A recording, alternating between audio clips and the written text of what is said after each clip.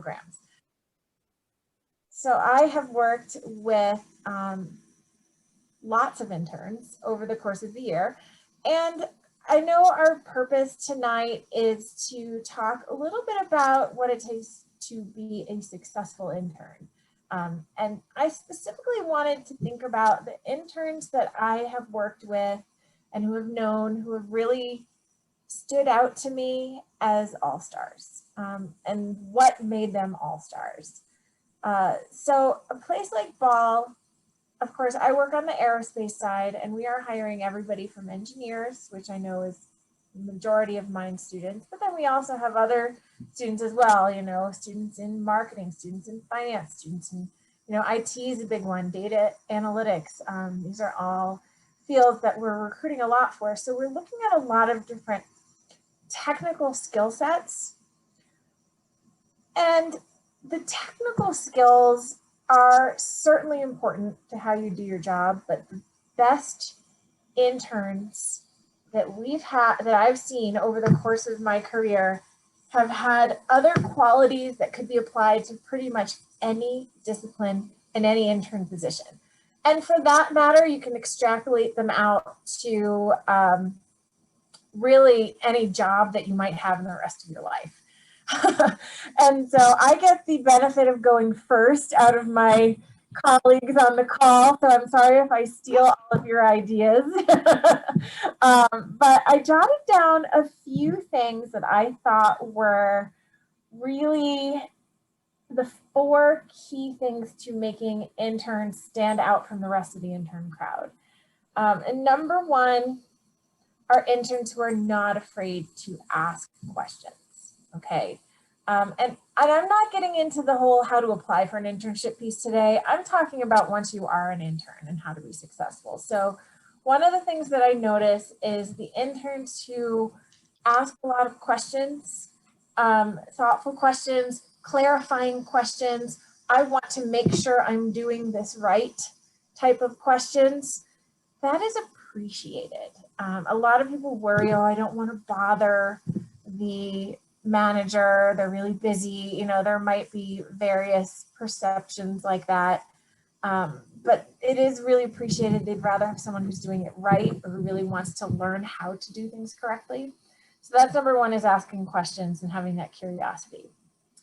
Then once you've asked the question and once you figured out what you need to do, to take ownership of your projects. And what I mean by that is there's a difference between the intern who is kind of afraid to take any small step on their project without getting everyone to check and make sure that it's the appropriate next step. And then there's the intern who says, I now feel confident in what I'm doing and I am going to just move forward and own this project. So that taking ownership piece is that's my part 2. And number 3, once you've taken ownership, maintaining very open lines of constant communication with your team and your manager. So giving regular updates and taking the initiative to set up those meeting times and updates. It's showing maturity, it's showing professionalism, it's showing an ability to really move that needle forward in terms of the way people look at you as a colleague and as a team member. I'm flying through these a little bit quickly, so certainly I don't know if I'll take up all the time, Wendy. I thought I'd be able to talk for plenty of time. But then there's the last one, you know, these first 3, asking questions, taking ownership, and then maintaining open communication, all have to do with those projects that you've been assigned by your team as the intern. But this is what happens literally every single intern program I've ever seen, is managers underestimate how much work an intern can do. And they don't give you enough projects to fill your whole day. And so this is something that literally a lot of interns end up saying, well, I'm done, I'm bored, I don't have any more projects.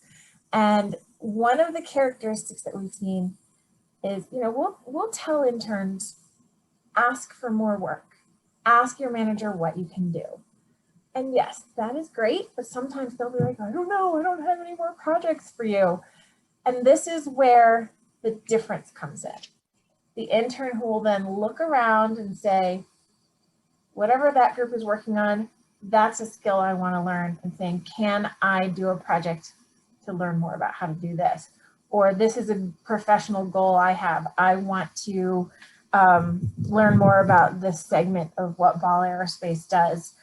Can I take the initiative and reach out to someone else on that team to ask them, you know, going through their own manager, of course, to make sure they're not getting spread too thin.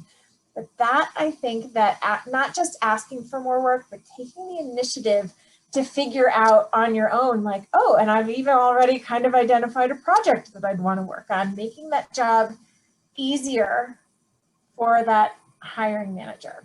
So, all right, let me just quickly recap.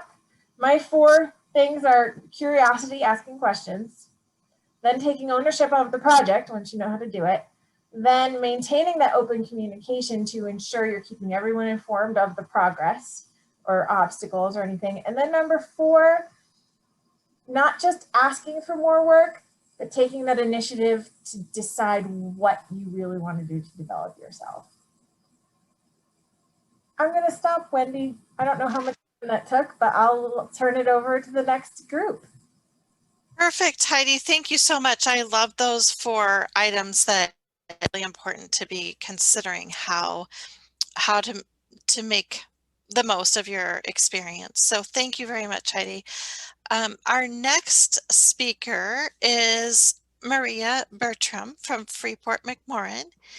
And Maria, if you are ready, you can just turn on your, and take it away. You've got 8-10 minutes. Awesome. All right. Well, so thank you guys for having me here today and for listening to all of us. We're really excited to be here. I work for Freeport McMoran, which is one of the largest copper mining companies in the world. We have locations in primarily Arizona and New Mexico, and then we also have 3 locations up in Colorado as well. So I work in the recruiting department. I was in college recruiting for about 5 years, and now I'm a supervisor on our domestic staffing team, which takes on pretty much everything except college recruiting. But you know, CSM is near and dear to my heart. I visited every couple of months. I love all the food, you know, going to Woody's, going to Windy Saddle, you know, I'm really missing that right now here. And I did the career fairs this past fall and spring, so it was great to see familiar faces there. You know, Heidi took on a lot of my list as she, you know, expected, but I was going to try to talk about some things that I've noticed for our internship program, because, you know, we have mining is, you know, definitely not something that everyone sees themselves getting into. So kind of talking more about, you know, what it takes to really make sure that you're getting the most out of the internship experience in terms of an understanding of the company and what your goals are and how they align. So as far as, you know, things that we look for in successful interns, like Heidi touched on, a lot of it is soft skills. We can teach the technical, that's not difficult for us, but what we really cannot teach very well, or what is, you know, sometimes comes with the person. It's not that we can't teach it, we do have development opportunities, but our communication, leadership, teamwork, problem solving, eagerness to learn and try new things, you know, some of those softer skills, which is something that I know you, if you've interviewed with us, that's something we ask a lot about in our interviews, and then it really extends into the internship as well. So in mining, I like to say we're some of the most extroverted engineers out there, because it's so communicative, because you're not only communicating with other engineers in other disciplines, you're communicating with other mechanics, electricians, laborers, haul truck drivers, everything in between. So being able to build those relationships and networks with other people is really critical in what we do. Another thing that I think I've noticed some of our more successful interns do is really to immerse themselves in the culture and in the location that they're at. So in mining, for example, we have really remote locations. Some of them are even company-owned towns where we're providing your housing, and we own the grocery store and the gas station and and everything in between.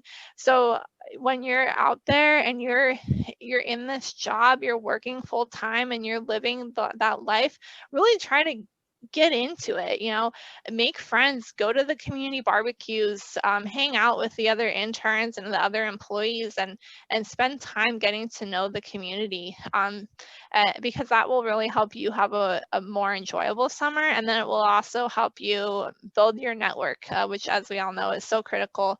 And Freeport is a unique environment where your community is your network, because your neighbor is your coworker. So that's something that is really big for us, is for people to be able to experience the culture that we've created, not just at work, but within the communities that we operate in. And then really the other part of that is that I'm sure that most of the people here on this call we have an internship program for a reason, and it's because we use it to fill our full-time positions. We use it as our pipeline for employment. So you need to be spending your summer thinking about, if you can answer the question, would I accept a full-time offer from this company if it was offered to me? And this internship is the best way to find the answer to that question. So that's why it's really in your benefit to immerse yourself into that experience, because that'll kind of give you your answer, if this is something that you see yourself doing for more than 3 months or not. So that's something that I think is huge. It's just an intern who's really willing to jump all in, all hands on deck. Let's figure this out. Heidi's point about finding your own projects and finding things that interest you and offering to help, that's huge. To be able to identify a problem and want to solve it, or to identify a need and want to help be a part of that, it's really showing a lot of initiative, which is something that even some full-time employees don't show. So to see that in an intern is, they're going to point to you and say, that's exactly who we want to come back and work for us. And we are only so lucky to be able to get you to come back. So, that, I think that's a huge, huge piece to it. So, summarize, like Heidi said, and I know I'm not going to take my 8 minutes here, a big thing on soft skills and really honing that in, and the immersion into the culture and into the whole internship experience.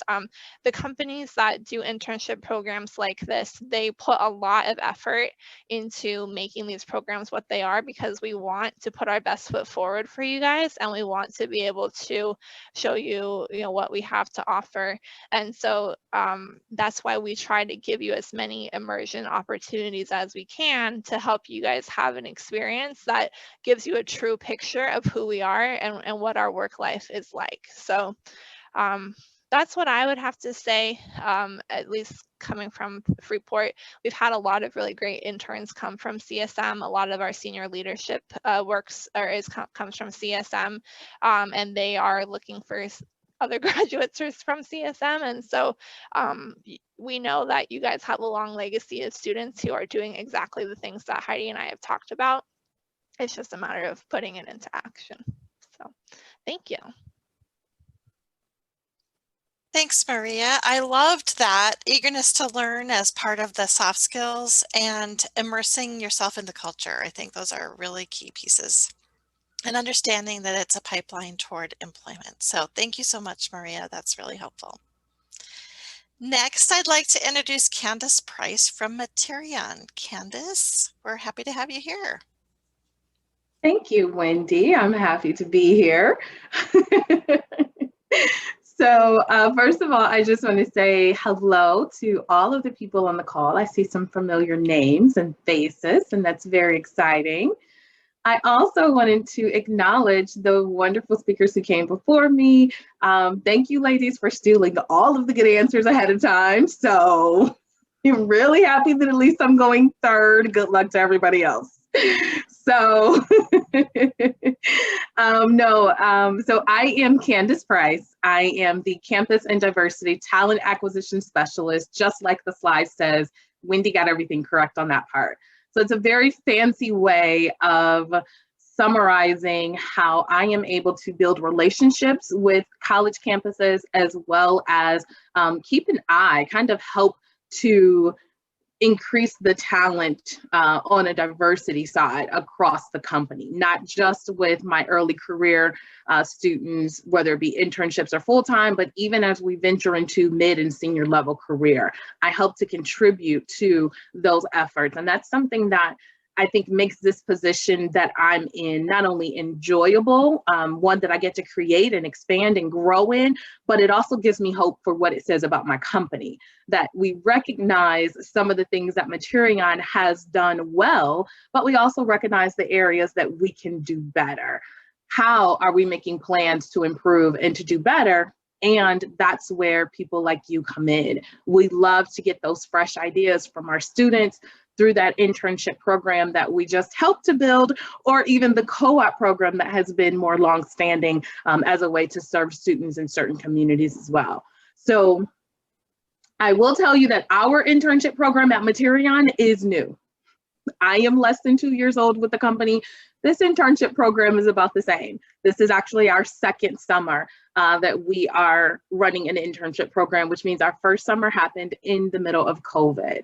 We literally hosted 6 students. 4 of them came from Colorado School of Mines on different campuses across Materion. I think there were only 4 plant locations in the middle of COVID that could participate, but we launched our internship program in a way to, one, maintain the safety of not only the students, but the employees. So everyone had to follow the protocols all the time, and still do, that hasn't changed.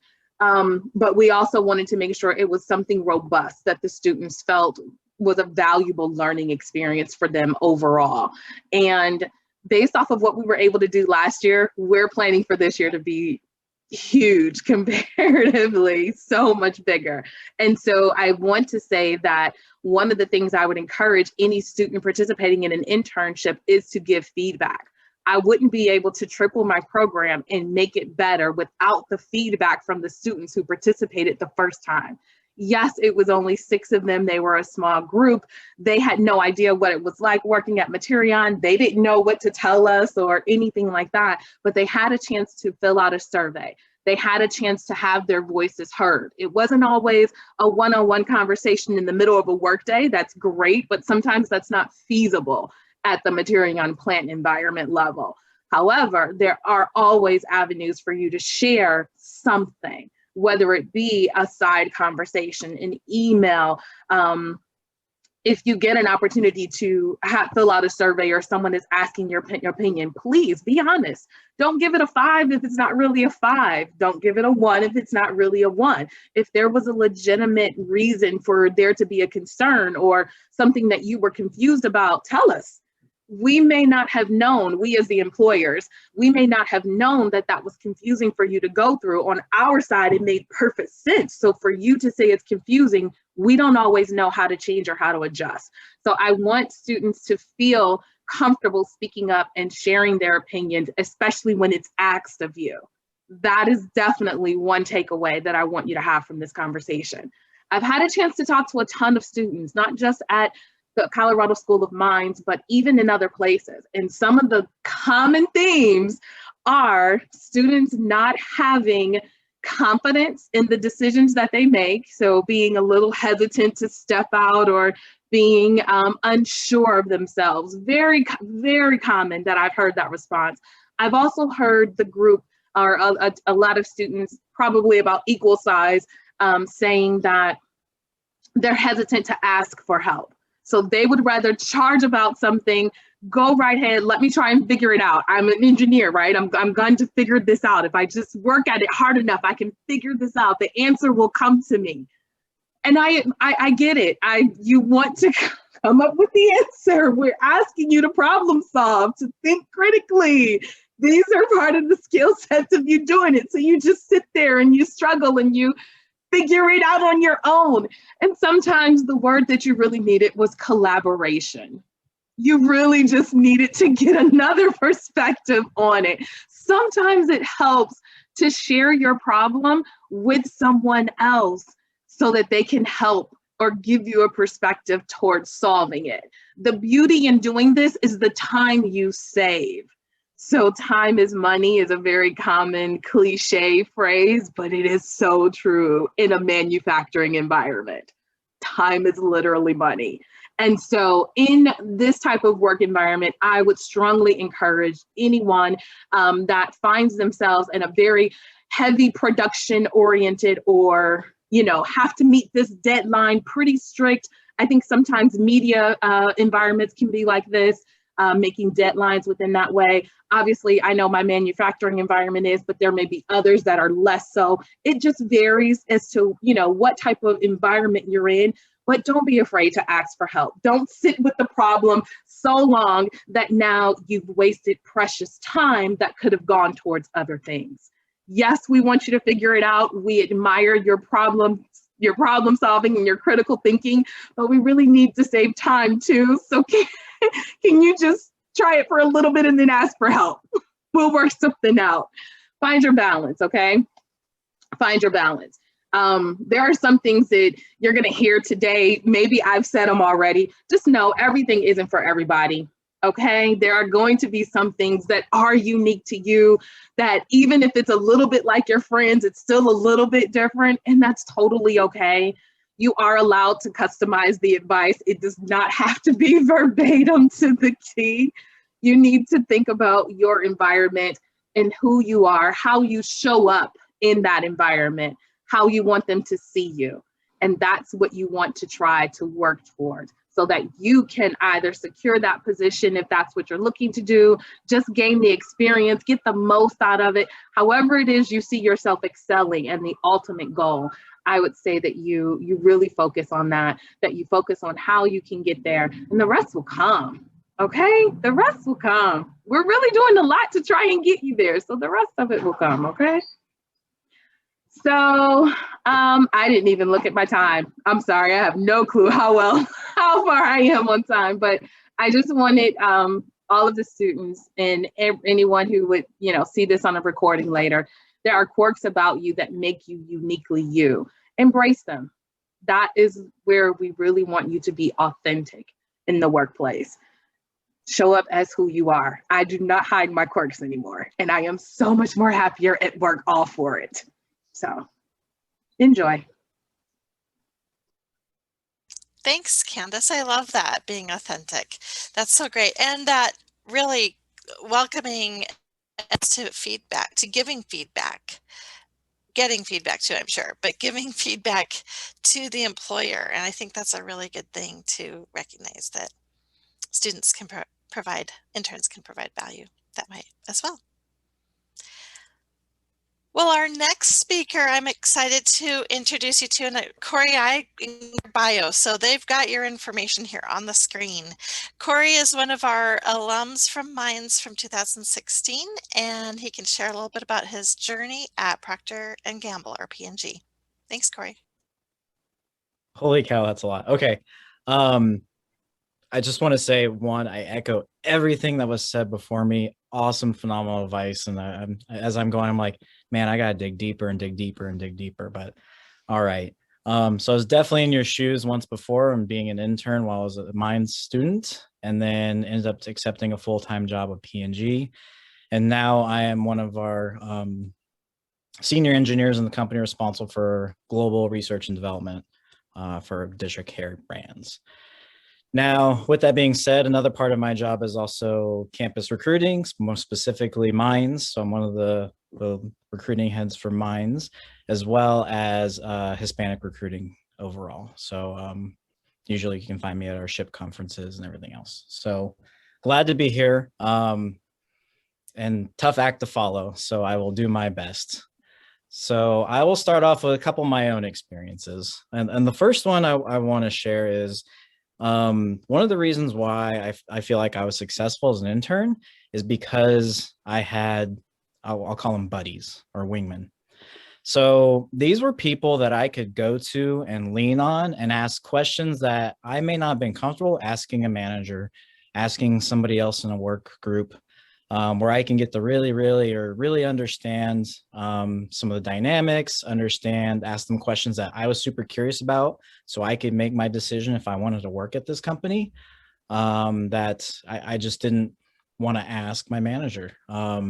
So having those people that can, give that honest communication, that's something you really want to look for. And sometimes it's even helpful if that person had actually been an intern in the previous group you worked in. So one of the things I did when I came in is I said, hey, are there other interns or people that have been part of this group before? And like, especially the successful ones, the ones that are like, man, we love this guy named Justin. He's great. And I made Justin my buddy. I took him out to lunch, got to know him, and he became a great sounding board for me to really make sure I was successful. I was able to run all kinds of stuff by him that I may not have been comfortable asking others, which goes into the next point of building that network. That way you're not always leaning on that one same person. So I leaned on the recruiters that also recruited at the school, because I built that relationship with them. I was trying to build that network. That way I wasn't a burden on any one person, but I had all these people that were invested in making sure I was successful. So it's really leveraging that network. That is super, super important. Now, one of the things that I learned from Justin is he's like, hey, just be very clear on what your deliverables are and what success looks like. So one of the things I did early on is I sat down with my manager, my technical coach, the project teams. I'm like, guys, what would a successful summer look like? Or what does successful work look like? Like, how do we define that? And so it became very clear that, hey, you need to have this report done. We need to develop this new technical method. You'll be presenting to the vice president later. So all these things are piecing together to understand, what am I actually working on? And what's the deliverable that everybody's expecting from me? And then from there, once I understood what those were, I can make a plan to make sure I deliver and meet all the objectives and goals. And I check all the boxes that, hey, Corey met or exceeded expectations by giving us everything we wanted from him, and then even more. So really defining what success looks like is super, super important. Next thing is having clear conversation with your manager about expectations. So some of it can be, hey, what's the expectation for something as simple as, how do people, when to arrive at work? How do things go? Hey, what if I need this or that? Like, life happens. Maybe you're sick. Maybe you need some time off. What are the expectations? Are there certain meetings that you should be at all the time? Is there regular updates and communication? Should you be sending out a weekly update to keep the team apprised of your progress? So really understand what are people expecting of you. And the only way you're going to know that is if you have conversations and ask. And I highly recommend doing those up front, that we have a full understanding. Like, if you imagine the first 2 weeks of your internship, it's all about understanding your role, what is expected of you, how you're going to get your work done, who are the people you need to know to help you be successful. That's super important, because my summer internship was a mechanical engineering internship, and I was a chemical engineer, sophomore, and I knew nothing about mech-mat. And I knew nothing about statistics, and my deliverables required me to have knowledge of those things. So I was partnered up with an engineer that taught me mech-mat in an hour. And then I had a PhD statistician that actually helped me do my work, where I would give him some data. He'd help me process it, analyze it, and get it to a place that was usable for the organization. So that's where it's super important early on to make sure you build your network and understand what your deliverables are. That way you can go get the resources and the help you need to be successful. There's probably no company that's expecting you to come in and own everything absolutely by yourself with zero help. So make sure you use the help that's available for you to be successful. There's a lot that we all invest in interns, and it's super important that you leverage the available resources, the help. That way you are successful, and the company sees you have, yep, you are a valuable intern. We want to give you a full-time employment. Here's a great offer. Here's a signing bonus, blah, blah, blah, blah, blah. So those are some of the more important things and lessons I learned. Next one is, don't assume things. Don't assume you know. Don't assume some things are one way or another. Ask. Go and ask. You know, I could have made my life a lot easier as an intern in my first summer had I just asked simple questions and not assumed things were the way they were. And then the second summer, I asked every freaking question I could because I learned from my mistake that, hey, you know what? I made a lot of assumptions that I shouldn't have, and they were wrong. So make sure you, again, ask questions, super important.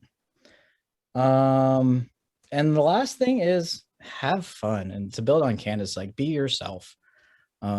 That's super important. If you feel like you can be yourself, then you're going to be able to contribute a lot more. And that's very, very important. If you are always questioning yourself or doubting yourself and you don't have that confidence, it shows. And if you are comfortable and able to be yourself, then you're going to be able to deliver a lot more value to your team and the companies. And then that's what will help you be very successful. So just know that you are given the job. Everybody's expecting you can do the job, and then you're going to delight them and surprise everybody when you are able to do even more because you're a mind student. And with that, I'll just stop.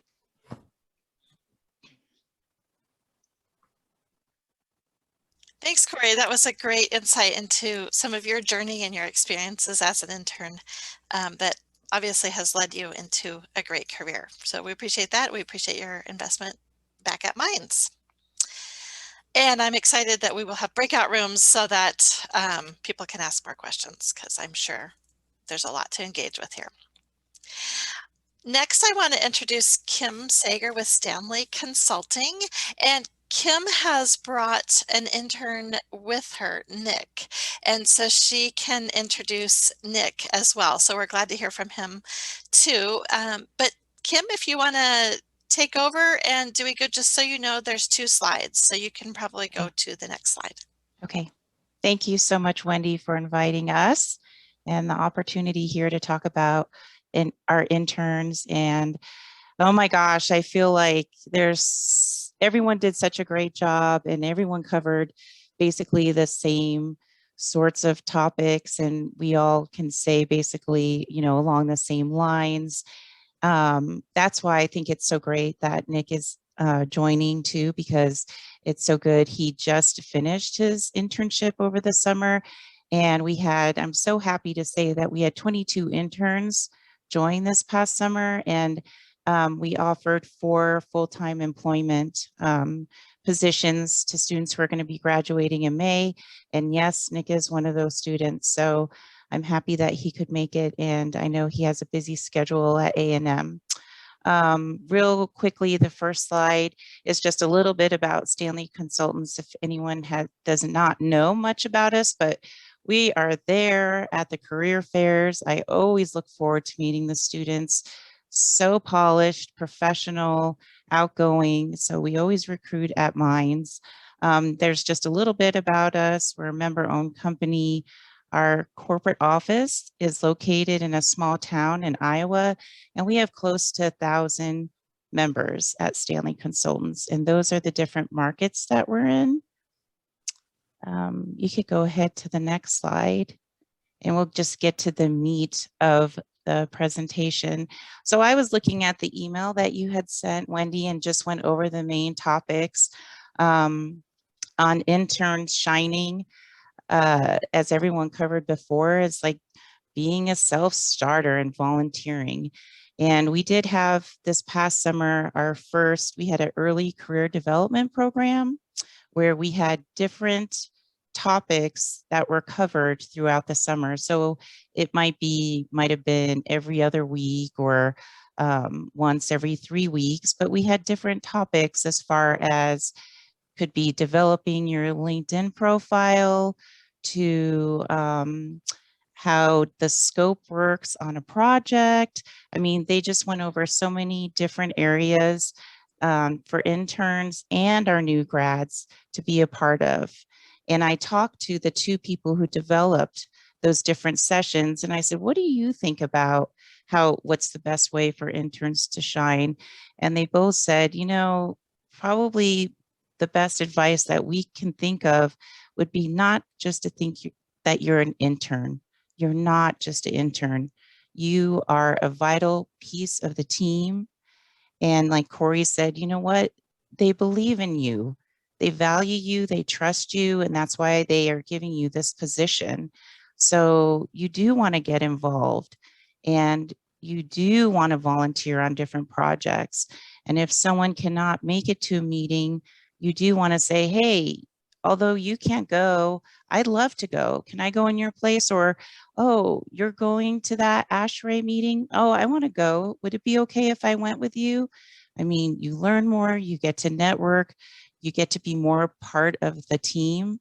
So just make sure that when those opportunities present themselves, that you do raise your hand and say, hey, I would love to do that. That fits into my schedule and I want to participate. Also, transitioning to an intern role, of course, there's so much out there, right, on the internet, but there's also other perspectives that you could see on the internet as well. I mean, maybe somebody who was in power generation for 5 years goes on there and says, you know what, I had this great career, but now I'm trying this instead, or I have a lot of takeaways from my 10 years at AECOM, but I just started this startup company and this is my takeaway. So you do want to get other perspectives as well when you're researching the role in the industry. So I did ask other interns. Also, I sent some emails to other interns and wanted to ask them about what they thought about managing their work and relationships too. And some of the notes that they had said is, you know, there's a lot of abbreviations, especially in engineering. And just as everyone mentioned, like ask the questions now. And so many of them said, oh my gosh, you know, I didn't want to be that person to raise my hand and say, you know, what does this stand for? But then, you know, the weeks went by and then I was too embarrassed. So just like Corey said, ask the questions right away because down the road it's really going to look bad. So I think that was a smart tip. And also, as I mentioned, like LinkedIn, when you go to meetings and when you are networking, make sure you're updating your LinkedIn profile and adding those people to your network because you're going to keep building on and it's just all the better, you know, when you're ready for that full-time position to have that all those contacts and to be able to reach out to people. So make sure to keep your LinkedIn profile updated.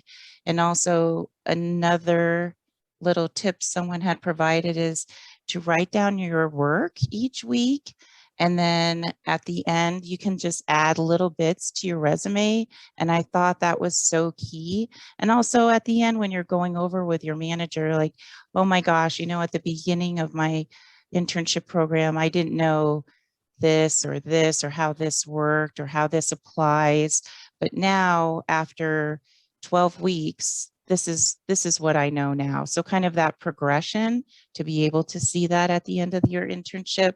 So I thought that was really helpful. But I'd like to turn it over to Nick now because I think really the students would like to hear from someone who is part of our internship program.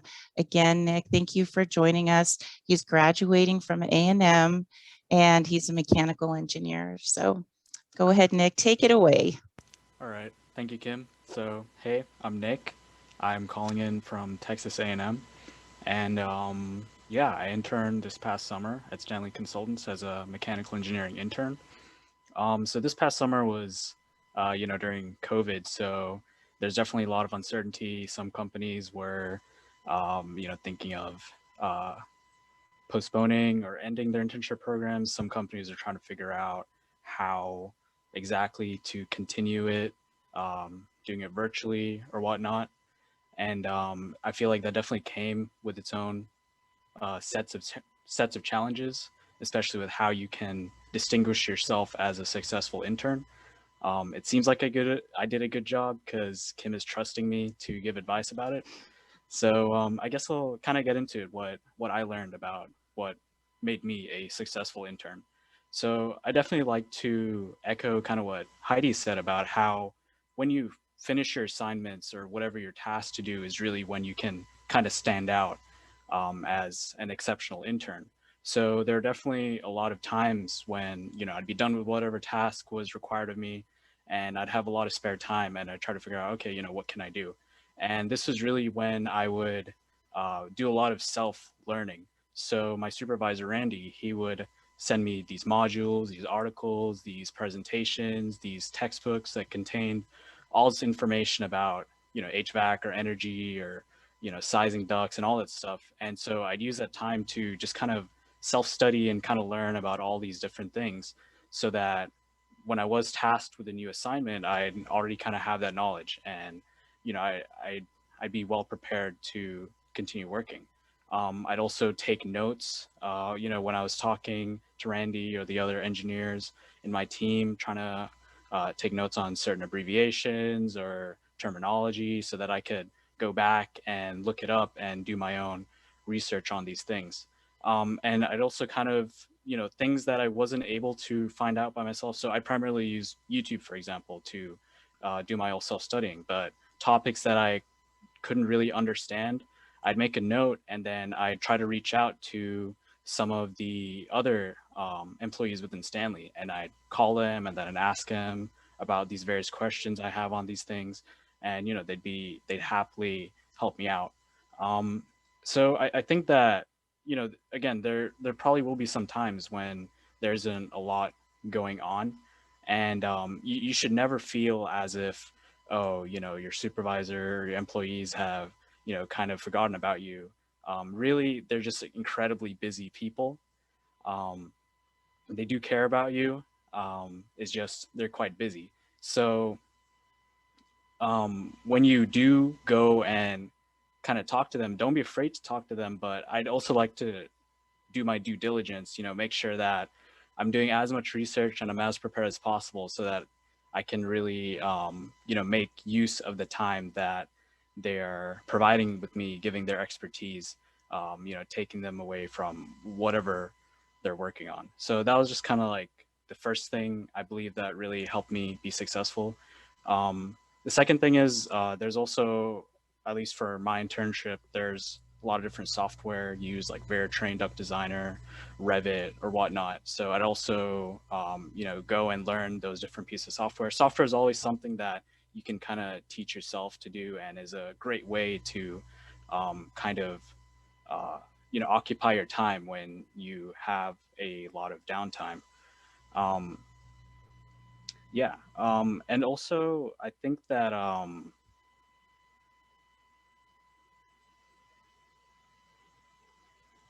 one thing that's really important as an intern is you gotta at the end of the day you're a human, you're a person, so don't kind of get stuck in this mindset of you know, don't be rigid or overly formal or whatever, you know, like at the end of the day showcase your personality, you're a person, the people you're working with are people too, so don't become too rigid and afraid to you know, really showcase you know, how you are, you know, be friendly, you know, don't, just be an individual, and I feel like that'll really help you kind of stand out, and you know, a lot more people that you work with would really kind of appreciate you being kind of true to yourself. So I feel like that is also incredibly important to being successful as an intern. Yeah, I mean that's pretty much all I have to say. Yeah. Thank you, Nick. I love it. Great. Those were some really practical tips. And I like how things complemented each other, but yet each of you had very different perspectives too in your workplace and the type of projects that you do. So this was all super helpful. Before we go into breakout rooms, we could open up for a question if anybody has a question that is applicable to the whole group. Anybody want to raise your hand or unmute?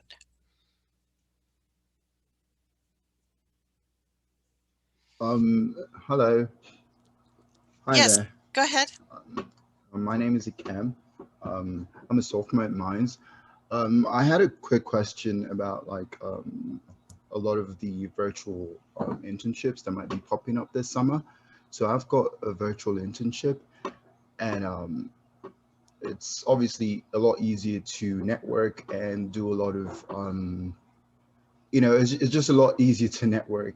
I'm a computer science major, so obviously, you know, we're taught to work with a lot of teams and stuff. Can anyone speak to what like a summer internship remotely is going to look like? Obviously, if you have downtime, I guess you can research on your own and maybe just look at the different like groups in the organization and see what they need and maybe like talk to them. How does that work when you're like remote and obviously you're just in your own space? Thank you. Happy to jump in on this one. So with workloads virtually, sometimes it's good that, hey, you got your main project or your main project. So sometimes you're like, you know, I'm kind of at a stopping point and I need input from somebody else or whatever. It's good to line up in advance. This is where you take initiative, like others have said, of, hey, what's something I could be doing in this time while I'm waiting for the next step? That way you are the most productive as you can be.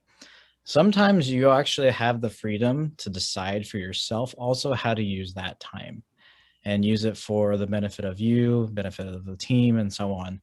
One of the things that our virtual interns did this year was super beneficial was, connecting with us on a regular basis, but it wasn't everybody all at once. So I met with the intern maybe 3-4 times on a, kind of in the afternoons. And I was the one that was able to be a sounding board to this individual, share some of my knowledge that she needed to progress her work. Also using it for like a peer review time as well.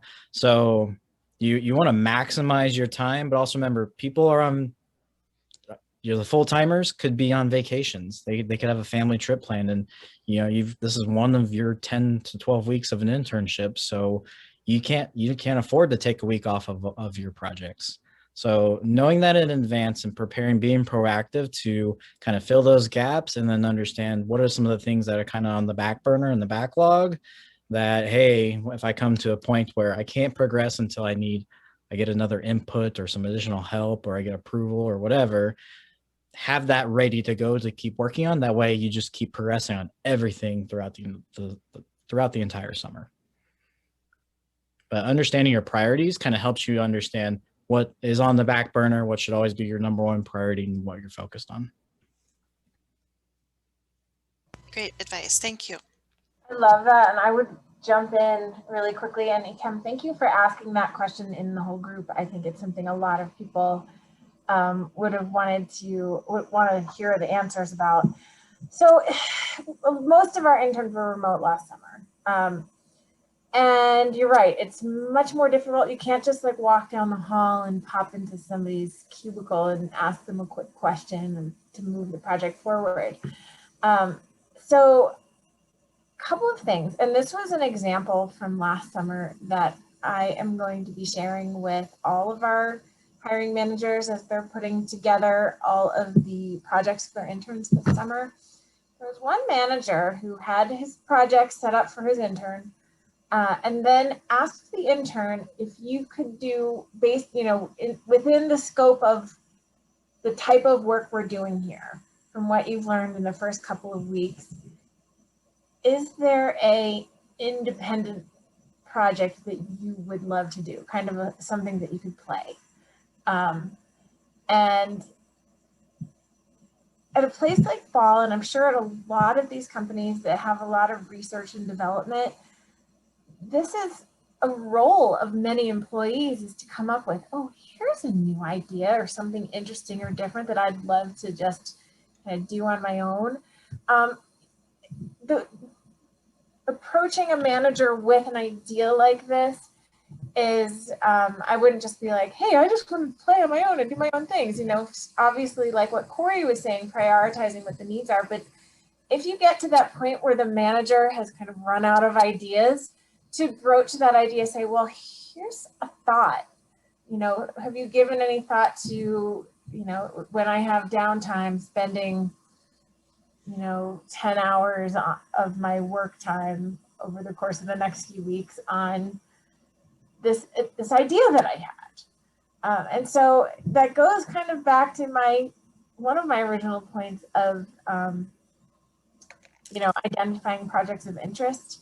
But that I just thought it was so interesting. And when that intern did the presentation at the end of the summer, everyone was so excited to hear, like, oh, these were my main projects, but then let me also quickly show you this other independent project I got to work on that was really, really cool. So that's just an idea that popped into my head, Corey, as you were talking, to answer Ikem's question. I don't know if it'll work in every situation, but I thought it was kind of a cool, different approach. Great. Good question and great ideas. Let's move into our breakout rooms. We've got about 20 minutes. I am ready to launch the breakout rooms, and each one will be labeled with the company name. So you students, you can choose which one you want to go to. You can move yourself around to different rooms if you've got the newest version of Zoom. If not, just stay in the main room and Dewey and I can help assign you to the breakout rooms. At 5:15, we'll wrap up and come back to the main room, and we'll thank our panelists and do our quick drawing for the prize. And do speak up, turn your camera on, ask questions. This is an opportunity for you to engage with our employers. So I'm opening the rooms now.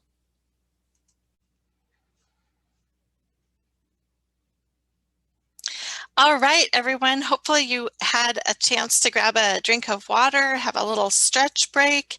We're going to jump back into some content. And that employer panel was incredible. And I did like the consistency, even though they might have felt like they were repeating themselves, repeating each other. But the fact that they were saying some of the same things is very confirming that those components are so important. And you'll see on your screen, hopefully you can see my slide, and please put in the chat if you can't, what employers want. We're going to talk a little bit about career competencies, but I want to talk about some really practical things here too about getting started in your internship. And I'm assuming most of you have an internship in place for this summer, but there may still be some of you that are looking. If that's the case, please continue to work with the Career Center to find opportunities for making the most of your summer time and summer experiences. But what are employers looking for? We heard it from their mouths just a few minutes ago, and it was so important to get their perspectives. A national survey from the National Association of Colleges and Employers has done significant research around this exact question, what employers want. They're looking for career readiness related to these career competencies that we'll talk about in a minute. It's a foundation where you can be demonstrating your core competencies that broadly prepare you for success in the workplace and in lifelong career management. But guess what? Going in as an intern doesn't mean you have to have everything in place, but it means that this is a good opportunity for you to develop it and grow. I loved that Maria said that eagerness to learn, because I think that's such an important characteristic and trait of a successful intern. Not that you know it all, but that you're willing to learn and jump in there. And they all talked a lot about that idea of taking initiative. So that can help you to develop these skills. Just a little bit of a foundation about where this is coming from. The survey, this is the most recent survey from 2020, that employers were rating these characteristics that they're looking for, these competencies. And it's probably not going to be much of a surprise to you that they're looking for critical thinking and problem solving, number one. That's their first priority. Teamwork and collaboration is second. And I like that Candace talked about collaboration. Don't try to do it all on your own. Professionalism and work ethic was third. Oral and written communication, and several of them talked about communication in many different ways. Leadership, information technology application, career management as a skill in and of itself. So think about that too, that's important. And global and multicultural fluency. So those are the areas that are really important that employers are identifying that are a critical need. And what I'd really challenge you to think about is how you are developing that as a Mind student and then as an intern, and how you can demonstrate it to your employer, your intern employer, and then your future employers as well. How do college students compare? Again, this is the national study through NACE. They ranked, and hopefully you can see it on the screen. I know it's a little bit small, but they ranked which ones, again, were most important in that order that we shared just in the slide before. And they also looked at the areas that students were lacking or that needed more more abilities. And they were in those same these top areas: the critical thinking, teamwork, professionalism, and communication. So isn't this interesting? Because sometimes we think, oh, I'm being hired because I know all about thermodynamics, or I can code in Java, or a concrete skill, but these professional skills and competencies are also very important. And I'm going to quote Maria again. She specifically said that we can train on the technical skills, but students need to come in demonstrating some of these soft skills. I also think an internship is a great opportunity to experiment with some of this and to practice. And again, not coming in as the expert, but coming in as the learner. You're the student. So it's a win-win for the company. And I think they did a good job as well in talking about the value that the interns have to the company. They have value in the pipeline to prepare for potential hires. They have value in helping you to see what the culture is like so that you can make an informed decision and that you're contributing in your projects as well. So a lot of great ways that interns bring value to the employer as well as you gaining the valuable experience. So how will you continue to grow and develop and demonstrate these skills? I wanted to break it down a little bit more. So each one of these skills, critical thinking being the number one, we can identify some sample behaviors for these skills. So for critical thinking,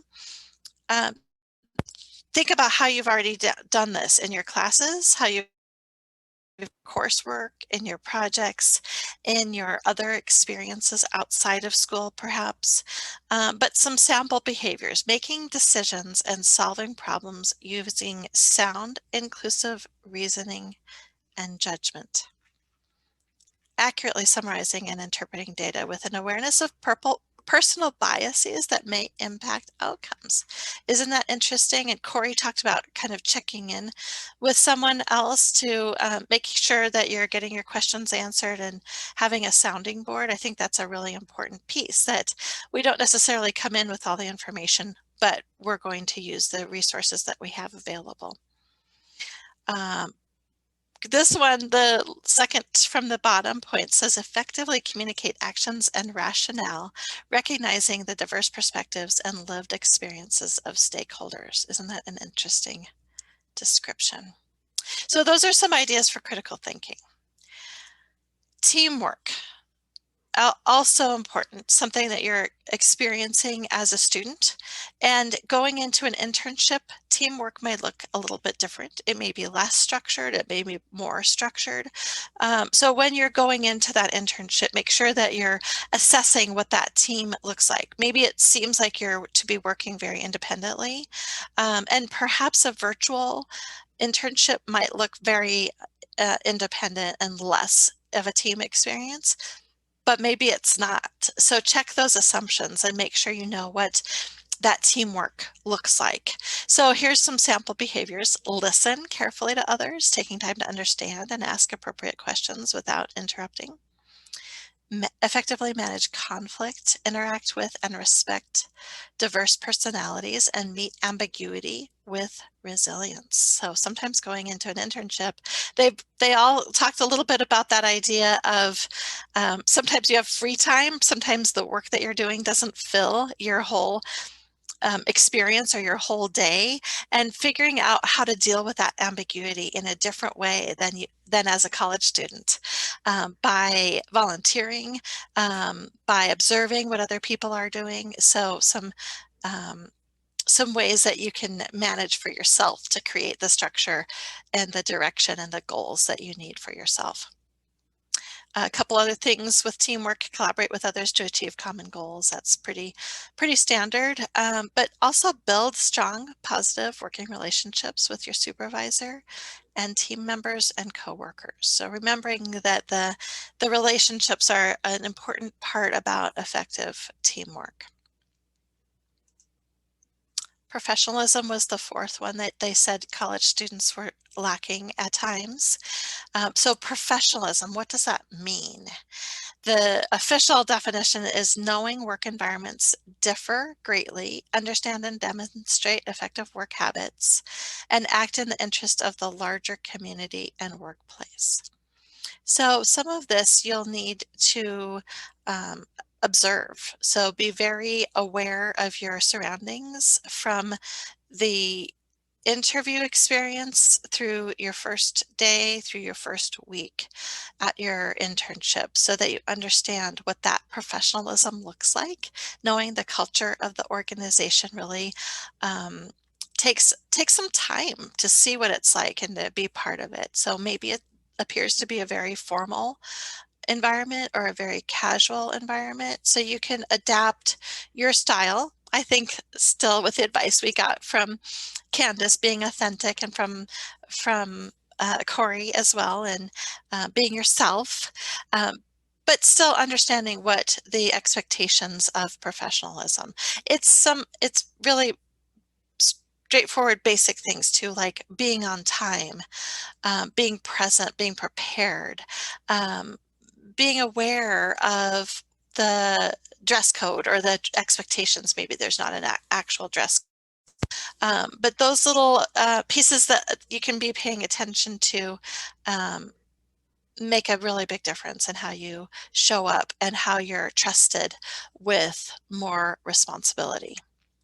But also consistently meeting and exceeding goals and expectations. That's when you get the chance to do the really fun projects or something that you're really interested in, but maybe a little bit above the scope of the internship project. But if you're already meeting the expectations, then you have the opportunity to go beyond that. And then the fourth one is communication. And this is communication in all sorts. Clearly and effectively exchanging information, ideas, facts, and perspectives with persons inside and outside an organization.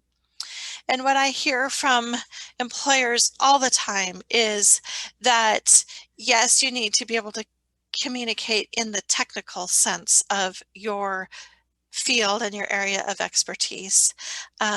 And I loved how Corey talked about being a chemical engineering major doing a mechanical engineering position, and he made it work, right? So he learned what he needed to, and he had the partnerships to make it work. But the other really key piece about communication is being able to communicate technical concepts to a non-technical audience. So maybe you think you're only going to be working with engineers, so you can use all the jargon that you would normally use. But perhaps your supervisor hasn't been doing the hands-on engineering work for many years. You really need to be aware of being able to communicate in a clear way technical concepts to people that might not be immersed in that technology on a daily basis. So that's a ability to look for opportunities to gain, because it's definitely a skill set that needs to be and can be developed. So understanding the importance of verbal, written, and nonverbal communication styles, active listening. If you participated in the CEO panel that was earlier this semester, the CEOs that were represented on that panel all talked about active listening. So you're not thinking about your next statement, but you're really listening, and then you're even repeating back or asking questions or adding on to what was said, so that you can be very clear in your understanding of what they're saying before you're speaking.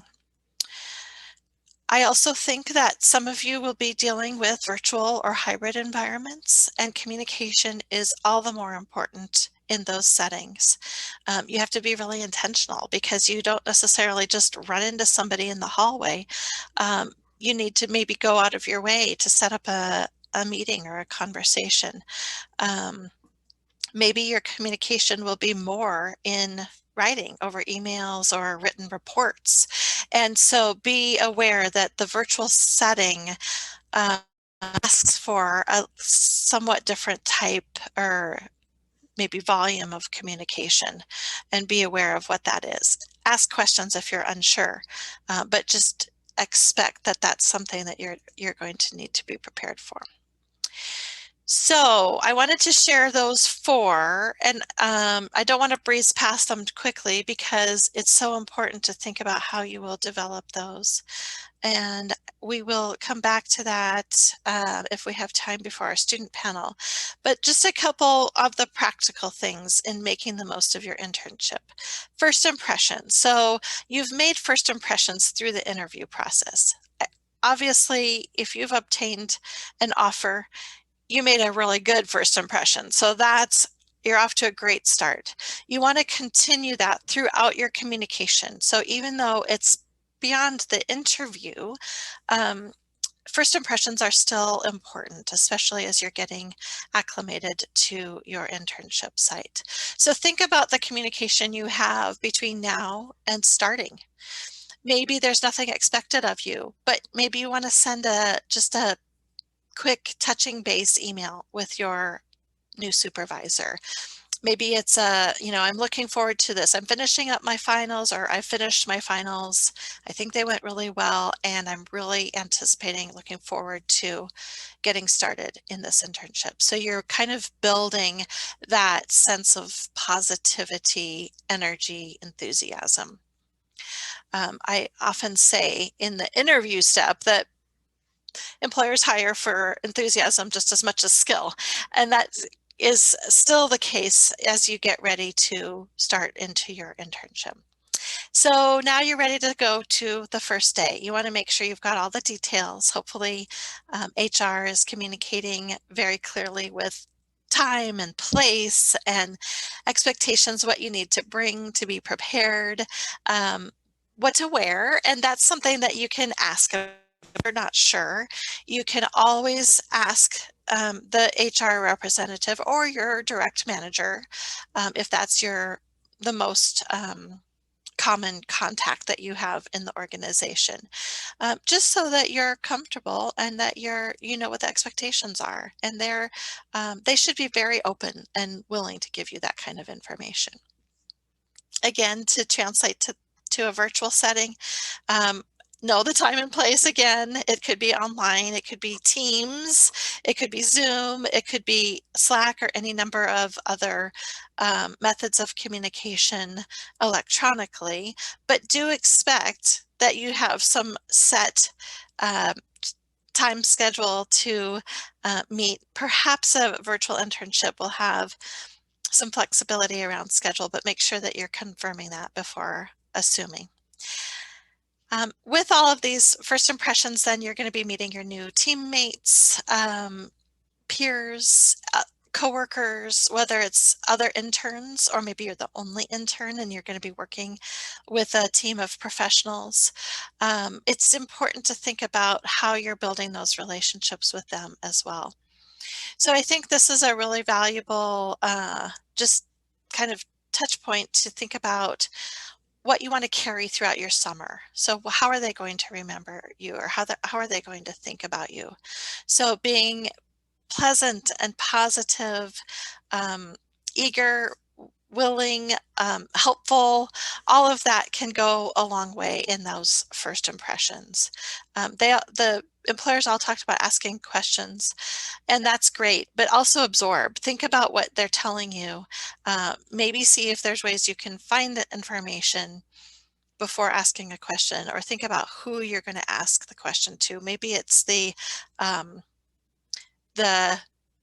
more recent graduates on the team that you can pull aside and ask for advice instead of going to your supervisor for all the questions. Although they want you to succeed, so you absolutely should be asking questions. That was very clear. So adjusting to that organizational culture and expectations, all of this, the first week is going to be a lot of learning, and take initiative with that too. Seek out the information that will help you to be successful. The second week, you might start getting assignments. You might start jumping in and contributing more. But sometimes there's unspoken expectations. So it's really helpful to ask those questions too. Make sure you understand if everybody's doing something and you weren't sure about it, then it might be something that you want to jump into as well. And I think Maria talked about that on the kind of the social side, that they do kind of expect their team and their interns to participate in the social aspects, which can be a great way to build your network and figure out who's who and who are your resource people, and then also just have fun with it. I think that is an important piece too, that you're able to have a great experience in your internship. And some of those relationships that you build can be really long lasting, that can be really helpful. So adjusting to that organizational culture and expectations is an important piece of it. Time and project management, I wanted to mention that you will have responsibility for not necessarily a whole huge project, but certainly for your own projects. So make sure you understand timelines and deadlines and how to manage your day so that the time doesn't get away from you, so that you can really make the most of that experience by accomplishing the deliverables, the outcomes that the internship site is looking for, as well as your own goals. With that, you might want to, even though there's not necessarily an expectation, they might have an expectation, but they might not, to write learning objectives. But it is very helpful, and doesn't have to be something fancy. Learning objectives is goals. What do I want to learn? What do I want to get out of this internship? And how am I going to do that? So think for yourself, if your supervisor isn't formally having you identify your learning objectives, what are those goals? What do you want to walk away at the end of the summer knowing more about? And maybe it's, if this is the right work environment for you, if this is what you want to do long term, that can be a goal as well as something that's a little bit more tangible.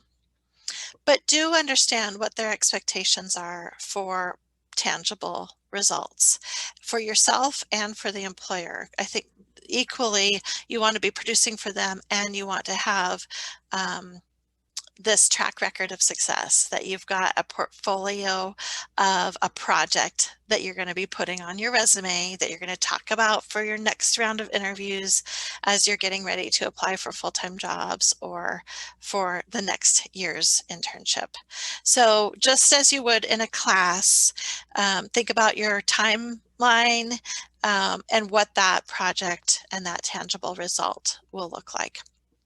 Certainly will vary depending on your role and your environment. So put all of that into consideration, and then look at what it would take to not only meet the expectations, but to exceed them, to have that track record of success, so that you get to the end of the internship and they're like, that's the one I want to hire. I want to make sure to keep this intern in the pipeline for next year, or for the full-time offers. It gives you options, even if you're not sure and you want to keep your options open. You don't want to close any doors either. So add to your career portfolio. Think about what you can demonstrate of your learning and your experience through your internship, and reflect on that learning. So at the beginning, if you're setting those goals and those learning objectives, and throughout the experience, you can be saying, how am I achieving that? And how can I demonstrate that? And then gain references. So a big value of a great internship is coming away with that that champion, really, somebody that's going to advocate for you in the next step, whether you continue with their organization or not. And sometimes you don't know what the options will be until later. You know, they might not know either if their hiring will change, or if they can hire everybody from their internship pool. So just keep your options open by building that good track record and those good relationships so that you can have a reference. And be very intentional about this. So you want a reference ideally from your supervisor, but you might even think about, is there another professional that you can ask for that's not your direct supervisor, but that sees your work, that could be a reference as well? And so you're going to be building this throughout the summer. And when you get toward the end, you want to explicitly ask them. Maybe it's your last day, maybe it's your last meeting with them, but you want to ask, may I use you as a reference, as a positive professional reference? You can ask for a letter. Sometimes that's helpful, or you can just simply ask for permission to use them on your reference list. So it's a really great takeaway from an internship. I do want to say, what if your internship is not great and you have a terrible boss? Then you want that other person as a reference for sure. But it gives you good information. It's all learning experience, and it helps you to know more about yourself, what your needs are, what your goals are. So look for the positive in every situation, even if it's something that isn't the absolute ideal. Look for those learning opportunities that you can take away. So virtual, hybrid, in person, oh my, there's so many opportunities, so many possibilities. We've been looking at surveys of what employers are expecting to do. Many of them are looking at return to in-person. Some are still doing virtual, some are hybrid. So make sure that you're really understanding what your role is in whatever environment that is, and balancing those relationships, figuring out how to make the most access the resources. So I think that virtual particularly can feel very isolating. So make sure that you're checking in even all the more regularly. Don't just sit back wondering. Make sure you're reaching out proactively. Ask for resources, because maybe there's something that they didn't think to share with you. They just assumed, or they just, they may be automatically using, and they hadn't thought that, oh yeah, this feature in their tool could be really useful for you to have available as well. So make sure that you're able to access the resources.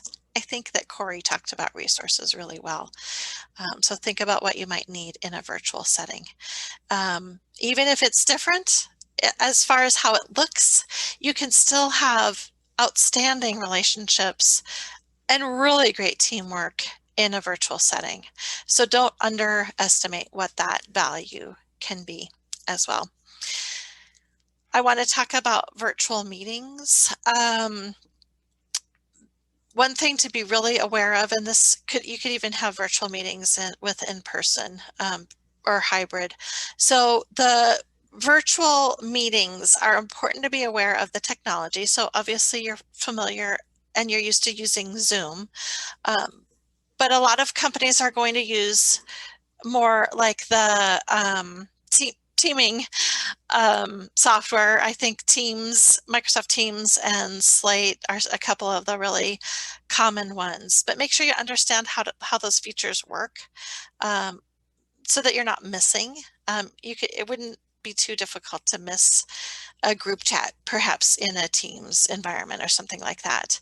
So make sure you understand the features in the technology for virtual meetings, but also the expectations.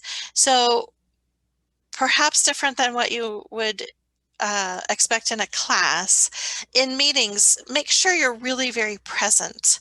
I do think that any kind of meeting you would expect to be camera on and engaged. Body language will show some of that engagement. And it seems like it's not as important virtually, but it's probably more important virtually. So think about your workspace to make it work for you in that virtual setting, your background. Obviously you can tell I have a Minds background on. You can do that with Teams and with the other software products as well, so that you don't have to have an absolutely perfect setting behind you, but do be aware that you don't want a lot of clutter. So a plain wall is fine, but messy kitchen where they can see you haven't done your dishes from breakfast is probably not the right background. I am actually in the middle of my son's Lego room, so if I took off my background, you'd see all the Legos creations, which may be interesting, but is way too cluttered for a meeting. So think about what your meeting environment looks like, but also your behavior in the virtual meetings. Stay engaged, usually stay muted until you're invited to speak, or if you're on the agenda, or if there is an open dialogue, then you would definitely want to contribute to that. So I think those are some important pieces to consider in our new environment, which allows for some great flexibility and opportunity to really have some experiences that maybe we wouldn't otherwise have the opportunity to do. So we can make the best of it. So with that, I will conclude my piece, but I do have a couple minutes for questions. So if you want to put them in chat or unmute, you can do that as well.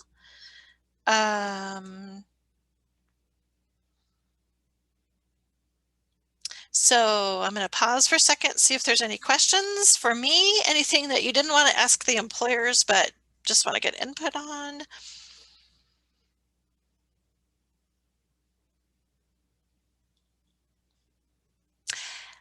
What I will do is we're going to take a short break because we're going to get our student panel on. They will start at 6, so we've got about 6 minutes. So if you want to take a break or stay on and ask questions, and then we'll get going with our student panel here very shortly. All right, I think we are ready to come back and get started with our student panel, and I'm so excited that we've got some great students to share some of their experiences and some of their advice for you to hear about their experiences as an intern. So I am going to introduce, first of all, Joey Burkle has been a student assistant in the Career Center for, I think, 4 years and is just about to graduate. Joey will kick us off. Each student, if you want to take, I think I told you 5 to 7, it can be a little bit more than that. We've got about 45 minutes total, and 4 students speaking. And we can have some opportunity for questions as well. So Joey, if you want to get started, that would be great. Awesome. Thank you, Wendy. Yeah, like Wendy said, I'm a senior in chemical engineering here at Minds. Yeah, I work for the Career Center and have worked there for a bit. And yeah, this last summer, I had the opportunity to intern with Materion, which Wendy said that the recruiter from there talked earlier. That's actually who hired me on for the summer. And yeah, the internship was an amazing experience. I met the company through the career fair last spring, and then got an interview, and there was, I think, 2 steps after that, 2 more interviews, and then they offered me a position for the summer. And obviously that was right around when the pandemic started happening. So it was really lucky that it ended up going through. I actually worked out, the location was in Ohio. So I worked out there in person. And yeah, I think all the things that people talk about internships, I think are all really true. Just the ability to work for a company for 3 months and to get to experience what it's like to work at the pace of a company. I know a big thing that I think a lot of students learn is that the rest of the world doesn't work at the pace that like school and classes do. And I think that's really hard to, or it's always a revelation when you finally get there and you're like, wow, 3 months in school is a lot different than 3 months in a workplace. So I think I learned a lot about that, a lot about how, how work gets done at a big company or even a medium-sized company, and how you communicate with your boss, how you get projects, how you work on multiple things like that are simultaneously being like accomplished over a year time period. Those kind of things are really big things that I took away from that. And yeah, I personally had a positive experience at my internship. I know that, sometimes the work or the company or the type of thing that you're doing doesn't land well with you when you're there. I know some people have had that experience as an intern. But I think either way, it's a really good opportunity if you do get an internship to learn what things you enjoy and what things you don't enjoy. So yeah, and I guess another one of the prompts was how to stand out at a company or during your internship. I think really just like showing up and being willing to figure things out, ask tons of questions, to actually like let people know when you don't understand stuff. Like ask more questions, and if they're willing to answer you, then great. If they're not, then like I guess you go figure out other ways to figure things out. But really just showing up like ready to be like, be an empty cup at the beginning when you get there, because there's so much that you have to learn anywhere you go. And so yeah, so that'd be advice there. And yeah, I think that's kind of all I got. If people have specific questions, you can let me know. Great. Thanks, Joey. Really appreciate that. And I just want to point out that Joey got the full-time offer. Maybe you could share a little bit about that, because your internship did lead to the offer. Yes, that is a great point. Yeah, so I worked for them last summer, and then heading into the fall, I was kind of in communication with them, and at some point they're like, yeah, we'd love to hire you back on. And so it was a fairly like easy, but very simple transition that they wanted to hire me back on. So they offered me a position, which is where I'm now going to head full time. So that's pretty like, doesn't happen for every internship, but it's definitely something that can happen just because, they have 3 months of working with you, and that's a lot better than an interview kind of, I guess. So yeah, so that's definitely really, really thankful for that happened. So, yeah. Great. So obviously Joey was able to take his great experience and turn it into a job offer. And I heard great things about Joey from Candace, and she didn't even know I knew him. It was nice. All right. Anything else, Joey, for the moment? That's it. All right. Thank you. Next, I'll introduce you to Anna Christensen, and she did an internship at SpaceX. And I'm excited to meet you one day in person, Anna, but thank you so much for being here. And here's your slides. Of course. Thank you, Wendy. All right. So, hi, guys. My name is Anna. I'm a mechanical engineering student here at Mines. I'm going to be graduating this December in 2021. And may we go to the next slide, please? I started at Mines in 2018 and had the opportunity to engage in some research my first year here, which was really cool. Sorry about the formatting of the slides, that got a little weird in places, but that's okay. The first summer after I started at Mines, I had the opportunity to go work at Sierra Nevada Corporation out in Louisville. And the next summer I moved over to Northrop Grumman. And then immediately after my internship at Northrop Grumman, I had the opportunity to go move out to Seattle and work at SpaceX for 3 months. This semester, I'm back in school and hoping to go back to SpaceX full-time after I graduate, and then returning there for an internship this summer too.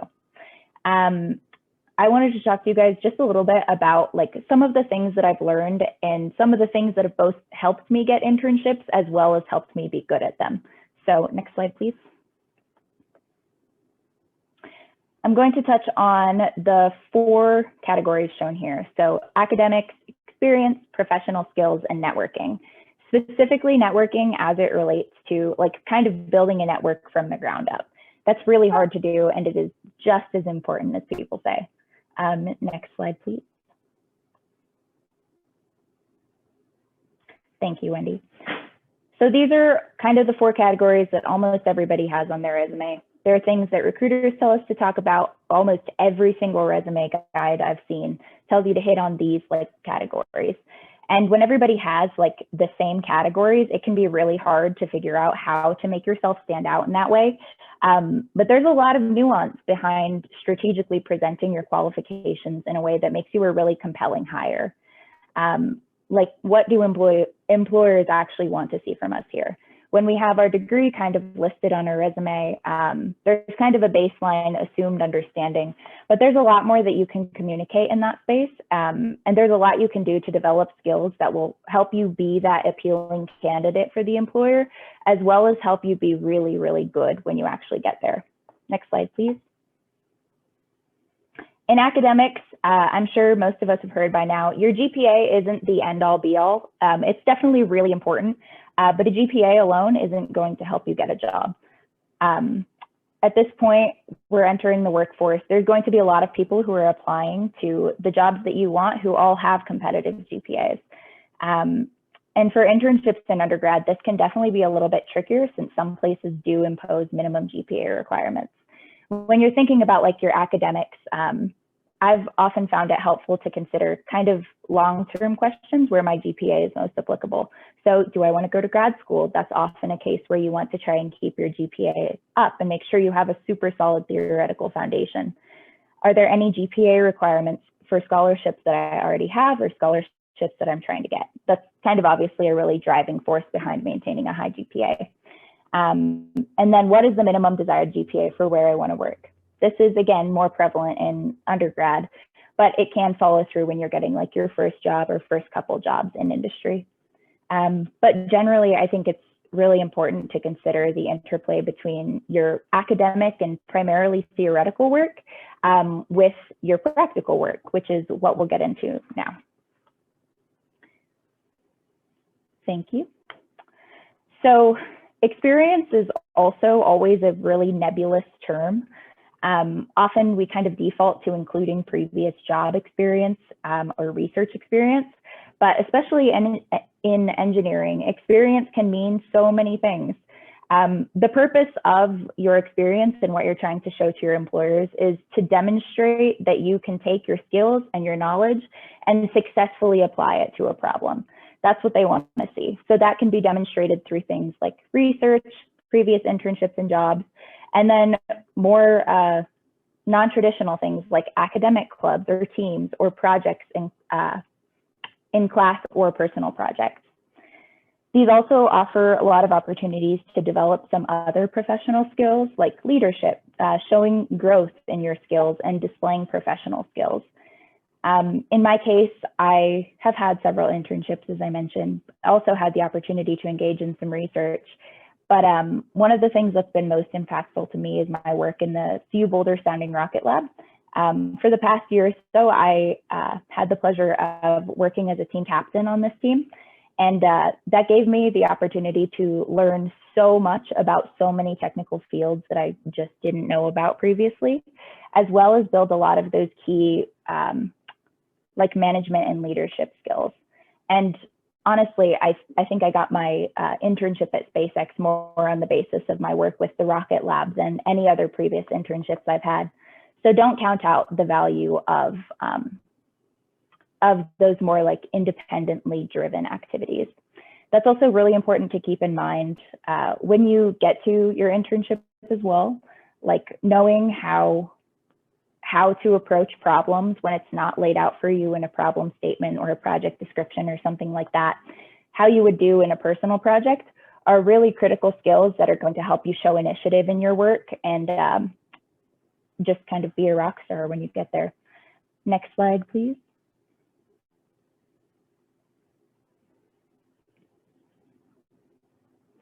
Thank you. All right.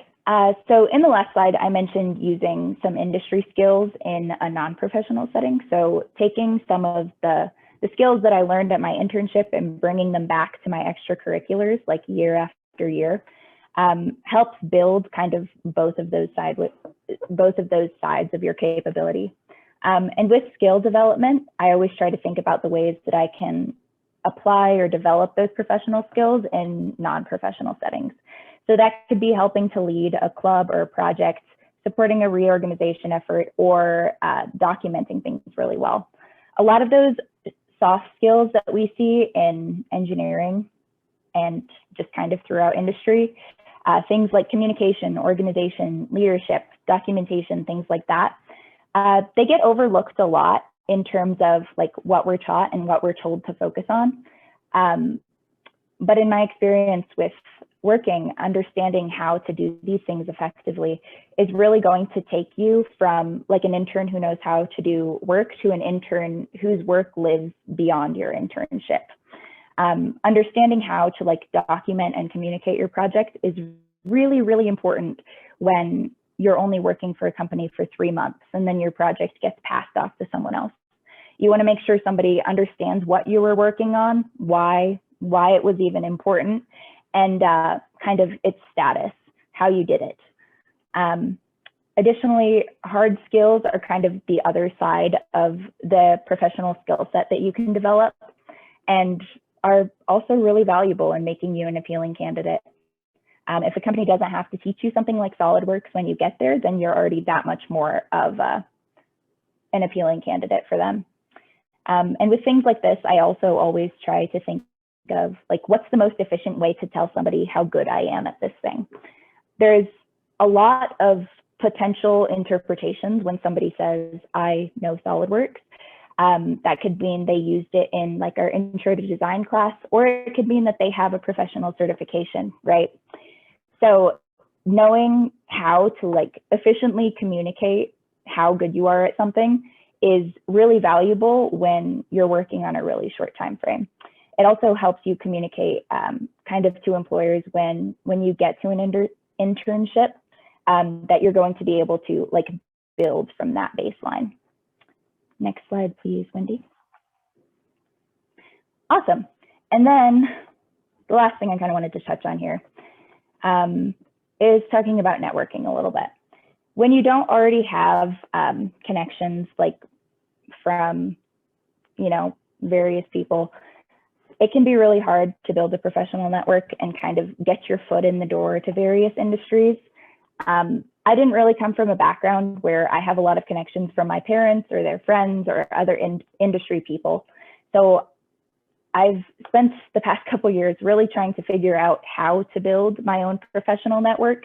And it can definitely be difficult, but it's not impossible, even if you just have to be a little bit more creative about it. Even if it seems like you're starting with nothing, you're not. consider your classmates and your professors as professional contacts. Professors often have like ins within the industry and can help you explore opportunities there. And they're also fantastic resources for getting involved with research if that's something you wanted to do. Classmates are also really valuable professional contacts.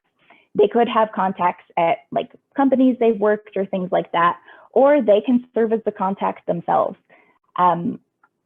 Building those kind of relationships with your classmates and people in like clubs and other organizations is also super valuable. I was initially spotted for my SpaceX internship because a friend of mine had interned there over the summer, and they thought that I would be a good fit for an upcoming opening position. They were able to put me in contact with their boss, and I interviewed and got the job.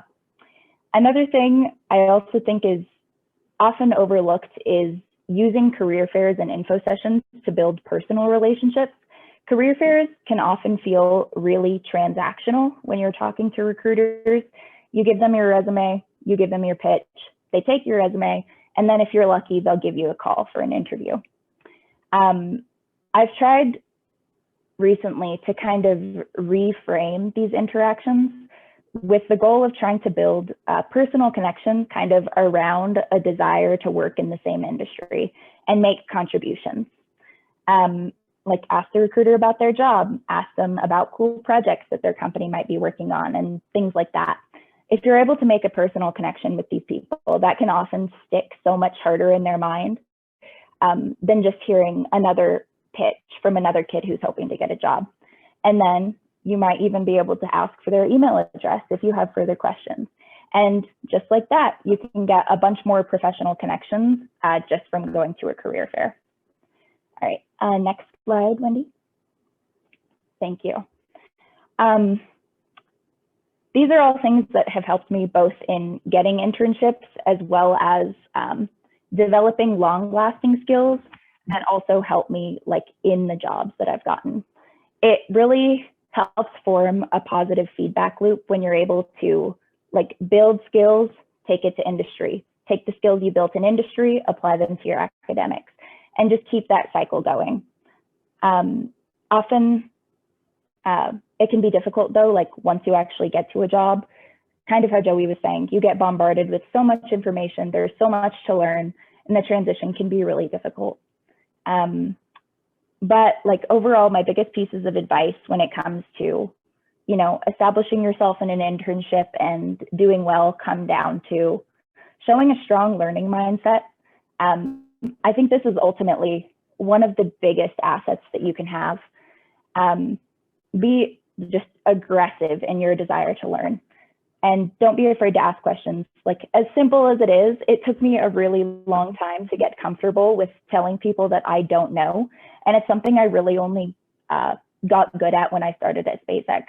I got comfortable with saying that, telling people that I didn't know something and showing curiosity and everything from like software engineering to like IT infrastructure, both of which are not really, you know, my career field or major. But like if you've completed a degree, people have some understanding. Like people know that you know what's going on in your major and things like that. But what's going to make you a truly like invaluable employee is being able to adapt and tackle new challenges and learn the things that maybe require you to bend your brain a little bit. And then I already talked a little bit about communication, so I'm not going to beat that dead horse. But those are so important. These are really skills that are going to help you stand out in an internship and a job, just be super long lasting. And they'll also help you maintain your own sanity in organization. And yeah, I think that's about all. And let me know if you have any other questions in the panel. Thank you. That was great. Anna, I really appreciate the advice. I'm going to just go back here really quick. Really, really helpful. I appreciated that kind of depth of exploring what those skills look like and how you can develop them through your internship experience. So thanks. Now I want to introduce Namdu and go ahead and share what your experiences have been. Thanks for coming. Thank you, Wendy. Quick question. Can I share screen with you? Because I don't know how I can follow that up. Yeah, so while Wendy is doing that, so my name is Nam. I am a computer science major, and to be honest with you, I haven't prepared anything.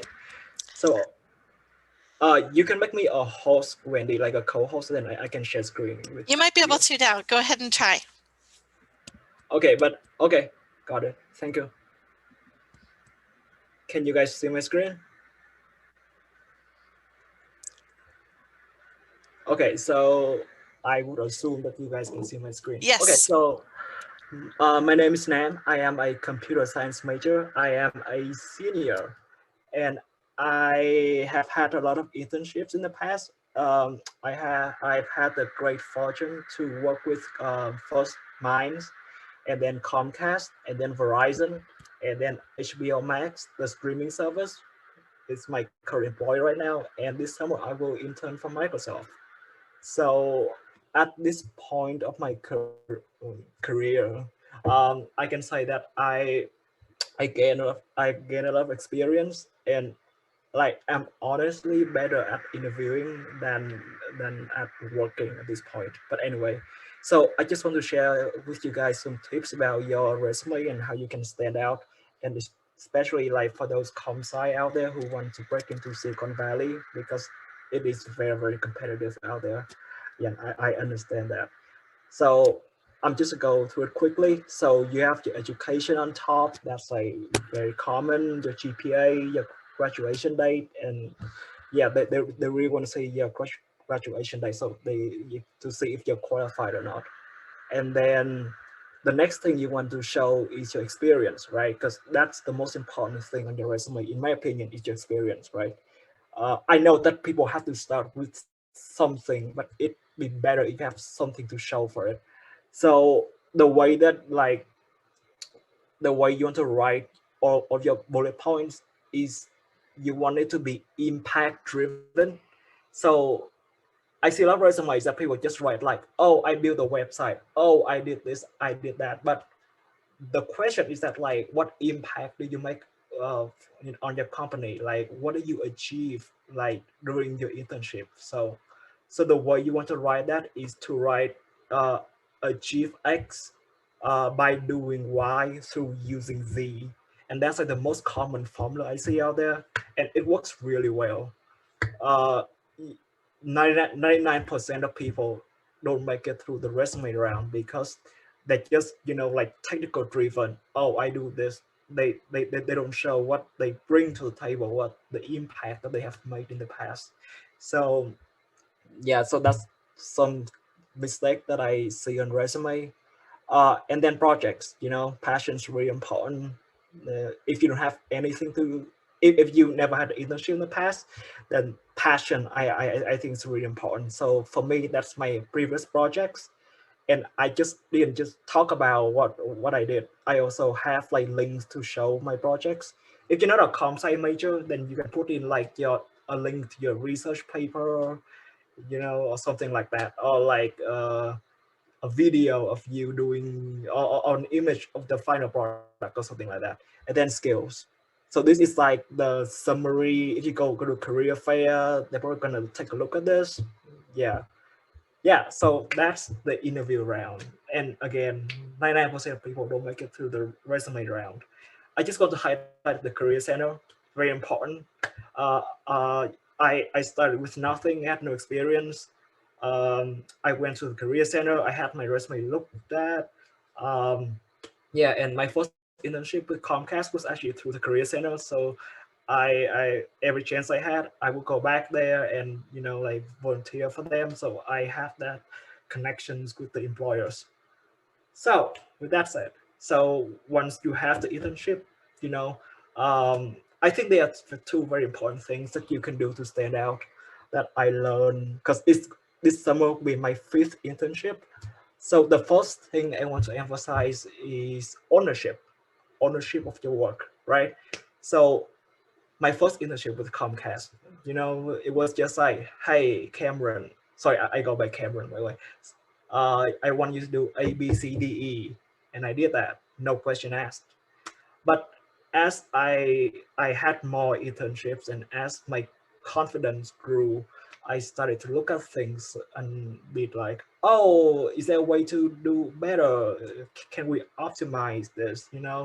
Um, is this the best approach? And if it is not the best approach, can I do some research? Can I, get a team meeting together and hey, I think this way is better. How about we do this way? And here are my reasons, X, Y, Z, something like that. You really want to put your own stamp on it. You really want to show that you think about the problem and, you know, uh, and uh, and do your own research while you ask questions. And yeah, so that's ownership. And I always try to get my main projects in like the first 80%, the first 10 out of 12 weeks. And then the last 2 weeks of end of my internships, I could do something else. Hey, Steven, is there something else I can do? Because I finished this quickly. Like go above and beyond what you were asked to do, I think is really important for like return offers or full-time offers. Um, Let me see what else. So the last point I want to hit is networking, right? I know that a lot of internships right now are remote, so it's very hard to connect with people. And I learned that the hard way last summer with Verizon. I think throughout the entire internship, I spoke to 3 people, and they're all on my team. So I learned that. So when I interned for HBO for this fall, this spring, I had the opportunity to just be more friendly, be more open. I would just randomly like ping people or Slack them. Hey Anthony, I see that you're doing this. Can we talk or something like that? Most companies will have something like an organizational map, and you can see like who's who, so you can just look them up like through a system and be like and email them or Slack them or Teams them, anything, and be like, hey, I want to talk to you. And trust me, they will never say no. So I got the chance to talk to so many people, including like director of engineering and VPs and SVPs and all of that. Yeah, so always take those chances. Like opportunities are out there. You just need to grasp them. And okay, last thing. So for the last 2 weeks at HBO, I got the opportunity to work in person. So it's very, very, very, very weird, like with the post-COVID thing, because I'm from Seattle, Washington. So I got the chance to work for them in person for the last 2 weeks. So the way it works, if you're curious, I think most companies will use this at some point during the post-COVID reality that we're living in. Is that they got rid of all the cubicles, so like no more assigned desks. So what you do is that everything is through an app. So you have to have a rapid test before you go into the office. You would check out a table using your phone, and then you would bring your own laptop, and then you would sit down. It's like an open library kind of thing, and you just like spread out. And if ever there needs to be a team meeting, and then so you would check out a conference room. You would go in, you would talk to that conference room, and then go out. Yeah, so that's how I think it's gonna work in the future. But yeah, but that's it. Thank you, Wendy. Thank you. We really appreciate that. Was really insightful and great example with your resume. It's amazing to see just all the great opportunities that you've been able to make for yourself. And last but not least, we've got Courtney Smolgen to share about her experiences. All right, thank you, Wendy. I'll try to keep this pretty brief so you all have plenty of time for questions. But I mean, wow, what an awesome group of interns to be a part of. I mean, what impressive things you all have done. So it's very exciting to be included in this group. I am currently a senior in chemical engineering on the honors research track. I will graduate this May. And I'm going to go on to study at Northwestern and get my PhD in chemical engineering following my graduation. So I'm actually wearing the same shirt I am in that picture, which is a little funny. So to start in 2018, when I was a sophomore, or when I was entering my sophomore year, I guess, I was really eager to find an internship. I went to all the career fairs, was not lucky, couldn't find anything, but yeah, I kept looking for opportunities. I was interested in doing research. And I had actually been accepted to the research experience for undergraduates at Colorado School of Mines through REMERSEC, which is the Renewable Energy Materials Research Science and Engineering Center on campus. Following that, I continued research throughout the school year in the same group, and I got an internship at Pacific Northwest National Laboratory before my junior year as a research intern in the nuclear materials group.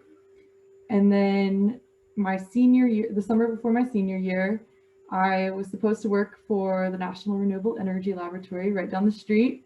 But of course, everybody knows in March, COVID hit, and that was unfortunately deferred to a later term. So I was pretty panicked. I didn't really know what to do. I definitely needed a job for the summer. And using my network, I found 2 part-time internships, one at 1908 Brands, which if you guys have heard of the company called Boulder Clean, they make natural disinfectants, soaps, laundry detergent, things like that. I was an intern, a product development intern for that company over the summer. And then my other internship was through Quorum Real Estate, which sounds a little weird for a chemical engineer, but they actually needed a chemical engineer to work on a water treatment issue that they were having. So I worked with some people over at Burns & McDonald and a couple of environmental lawyers through Quorum Real Estate this summer. And currently I am interning at the National Renewable Energy Laboratory, which was supposed to be my internship last summer, but fortunately I'm able to do it this summer or this spring. And I'm going to stay on with them through the summer before I start my PhD program. So my biggest advice, I would say, as an intern is to network. And I know that's like said a lot, but it really is important. You never know how you can help your network or how your network can help you. And there will be so many opportunities in the future that you're going to need your network. And so just an example of this, I am the networking director for Society of Women Engineers. So I plan some of our major events like Evening with Industry or Networking Reception, which are right before Career Fair. And so I worked a lot with Jim Salisbury from the Career Center. And over the summer, you know, he and I were just having a conversation, trying to figure out what virtual platform we were going to use for Evening with Industry. And he asked me, hey, do you have an internship for this summer? And I said, no, unfortunately, it was actually deferred. I've been applying to jobs like crazy. I keep getting rejected. You know, it's really discouraging. And he said, I have an internship for you. Somebody reached out to me. They need a chemical engineer. Are you interested? And I said, yes, I'm interested. And he put me in contact with Quorum Real Estate, and I ended up working, you know, 25 hours a week for them doing some chemical engineering, which I never would have thought would have happened. So it's really important to make those connections, and, you know, as much as you can, it will help you in the future, whether it's now or it's like 5 years down the road. Making connections is really important. And so some ways to do this while you're interning. I think it's important to reach out to people who have jobs you're interested in. Maybe you're not in the sector of the company that you're super interested in, and that's completely okay. At PNNL, I worked in material science. I'm a chemical engineer, and I have some material science background, which is why I was selected for that position, but it's not what I want to study going forward. And so I used that opportunity to email, you know, probably 10, 15 other researchers at PNNL and ask them if they were willing to meet for 30 minutes. And everybody is really excited about their work there. And so they're very happy to meet with you and talk to you about it.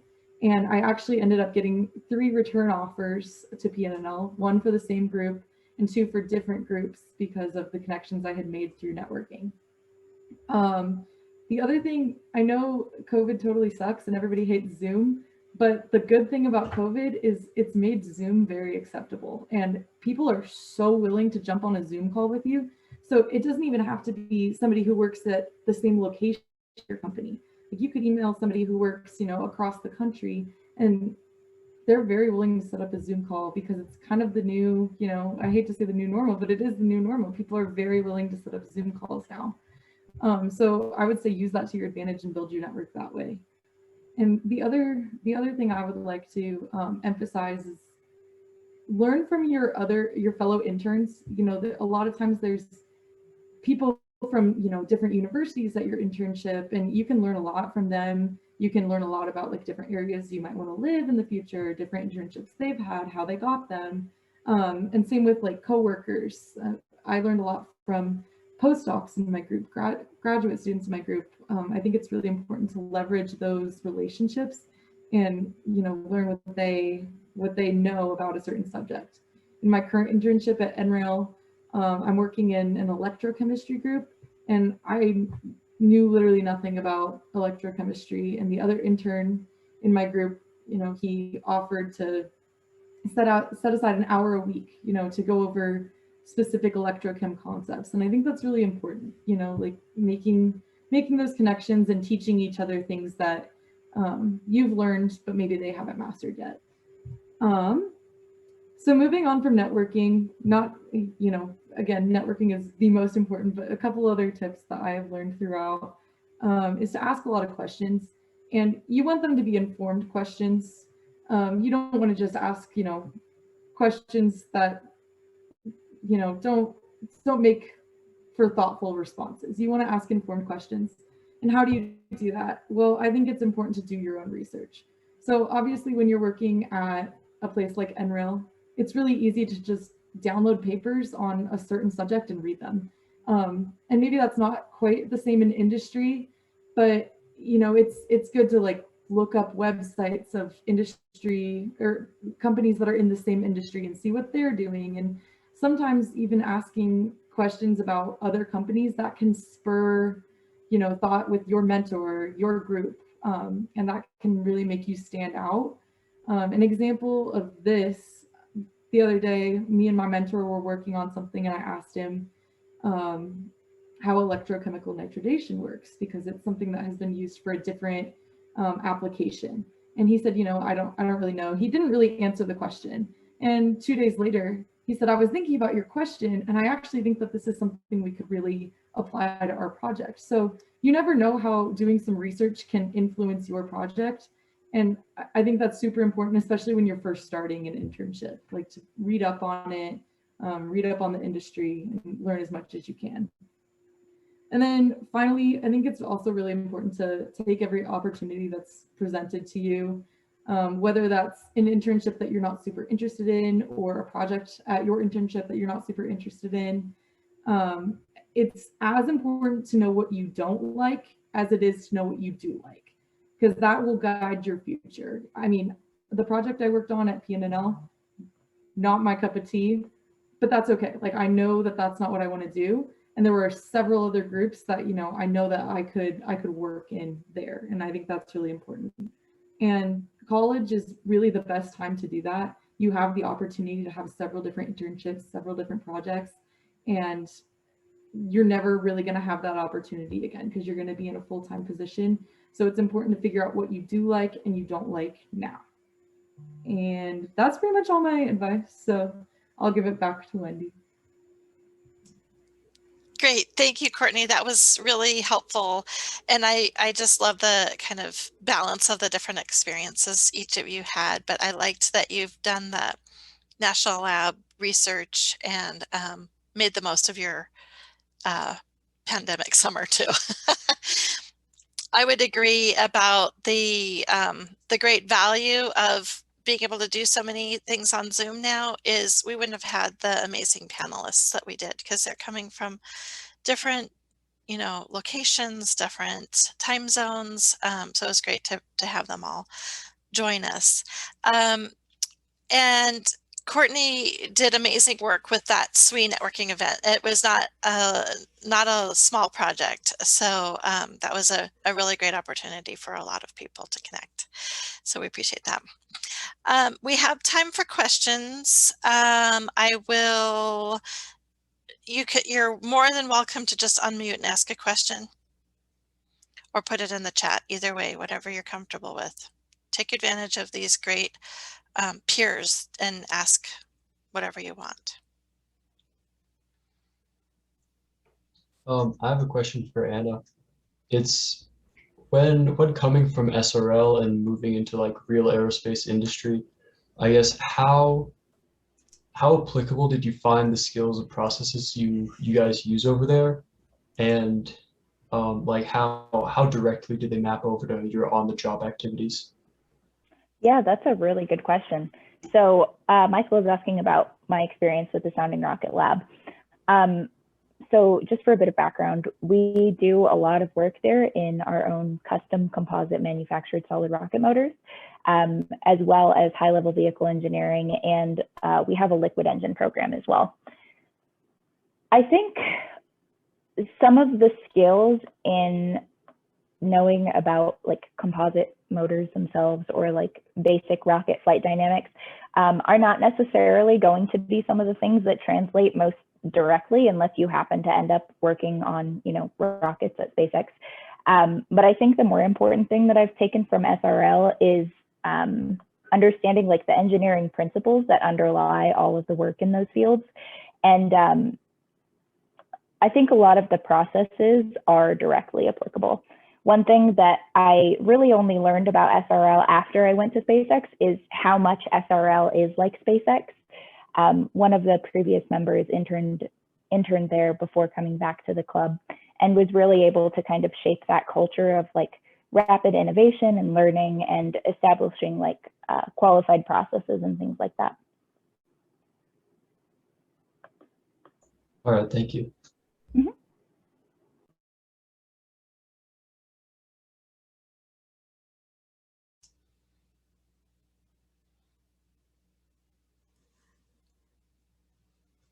What other questions do you have?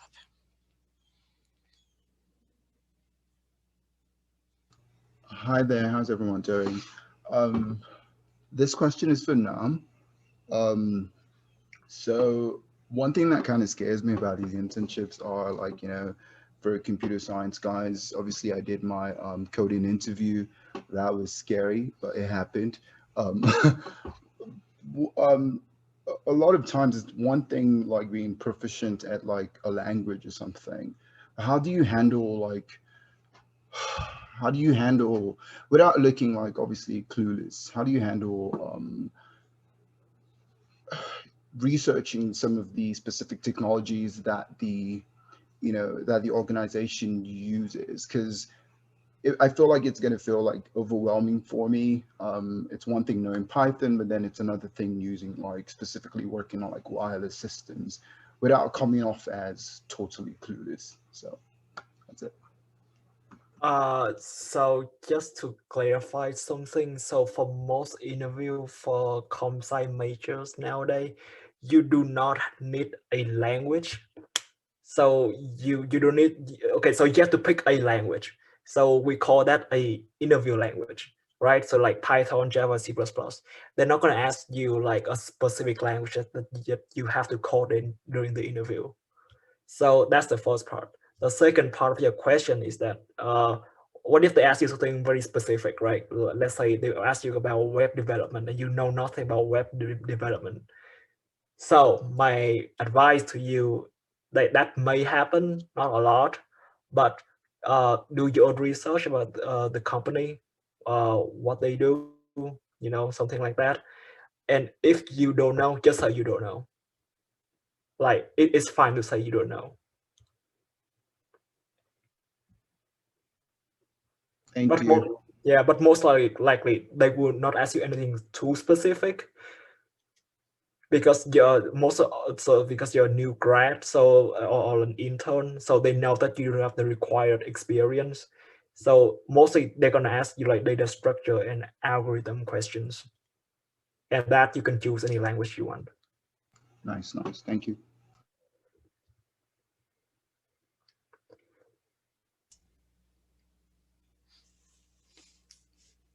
Great questions. What else?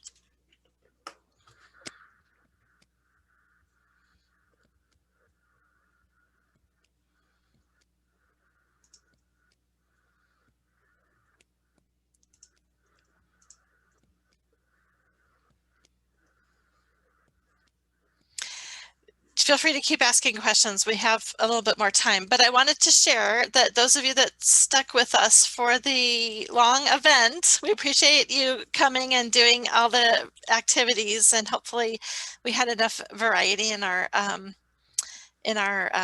sections that it was engaging and you got a lot of great information. We do have a book for you called Intern Cube. It will be delivered to our office next week. So I'll send out an email when it's available. And Zoom gives me good records of who's here, so I can contact you directly with that. But you will get a copy of the book, Intern Cube. I think it's the first 15. And if you're number 16, I have another gift for you, but there is something for everybody that's still with us tonight. Hopefully you know where the Career Center is. We are unfortunately locked most of the time, but usually somebody there, and there's a doorbell. So come, either you can make arrangements to come at a certain time, or you can drop by and ring the doorbell. But before we leave tonight, what other questions? Anybody have anything additional that they would like to ask of our panel or myself? So Wendy, I have some private questions on new technologies or learning things you don't know during your internship. Okay. So, do you want to share some insights on that? I mean, I think it's for all four of us. Like, what do you do if you don't know something like during that first few weeks? So I can take that, or anyone can. I already answered the question, so. I love that question, because that's going to happen, that maybe there's something that we're exposed that maybe they even assume we do know and we don't. So how do we handle that? Or how do we handle something that's unknown or unexpected in the internship? Anybody want to jump in for that? I'll jump in on that one. I think this kind of goes back to what Anna was talking about earlier. It's okay to say you don't know, because if you say you don't know, somebody is likely going to help you figure it out. And you know, I can totally vouch. I had no idea anything about electrochemistry before the start of my internship. But you know, that's the point. They don't really expect you to know everything. It's an internship. You're supposed to be learning from them. And again, if you can ask insightful questions, if you can do your own research, if you can tell them like, I don't know, but you can offer suggestions, you can use your critical thinking that you learned at Minds, which I think Minds does a really great job of developing our critical thinking and our problem solving skills as compared to with other schools. You're going to stand out. It's okay that you don't know. But as long as you're showing the effort to know, then you're on the right track.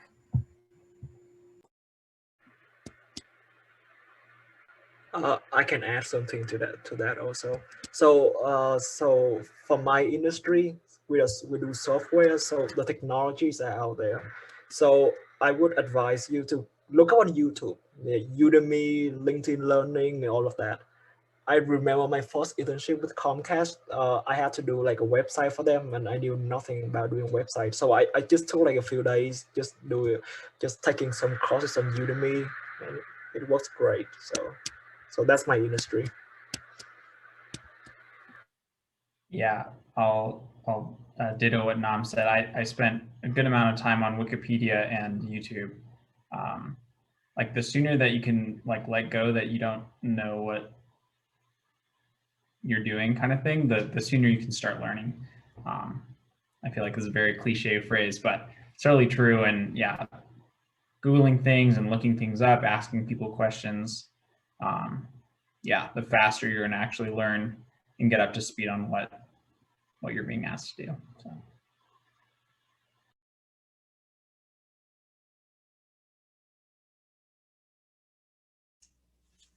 I love that. That's great. Really good advice. asking questions if you've got them. I do want to say, again, thank you for participating, but also thanks to our VIP program, which is Fran Viejo and Scott Irvine, two of our alumni that have contributed to Minds in wanting to increase the professional development of our students as they go into internships and their first full-time jobs. And Fran was with us tonight until a little bit ago. You might have noticed. She stayed in the background, but we are very grateful to them for their support and this wonderful program that they're helping us to provide. And with that said, you will see a survey coming from our office here in the next couple of days, and we would love feedback.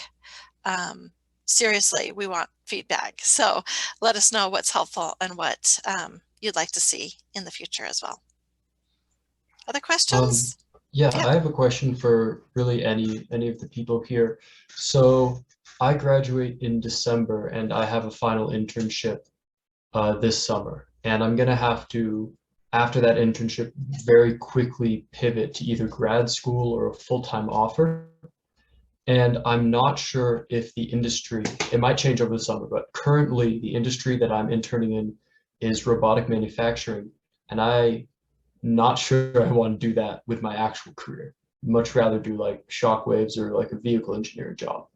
And I am a bit worried that I'm going to get into a position where I might be offered a job after that internship and then be have to choose either security or like doing something I actually want to do. I was wondering, in your guys' opinion, how do you navigate, if any of you have ever declined a job offer, not taking the first one, and also I'm guessing how long is a reasonable time frame for an employer to give them a decision in your experience?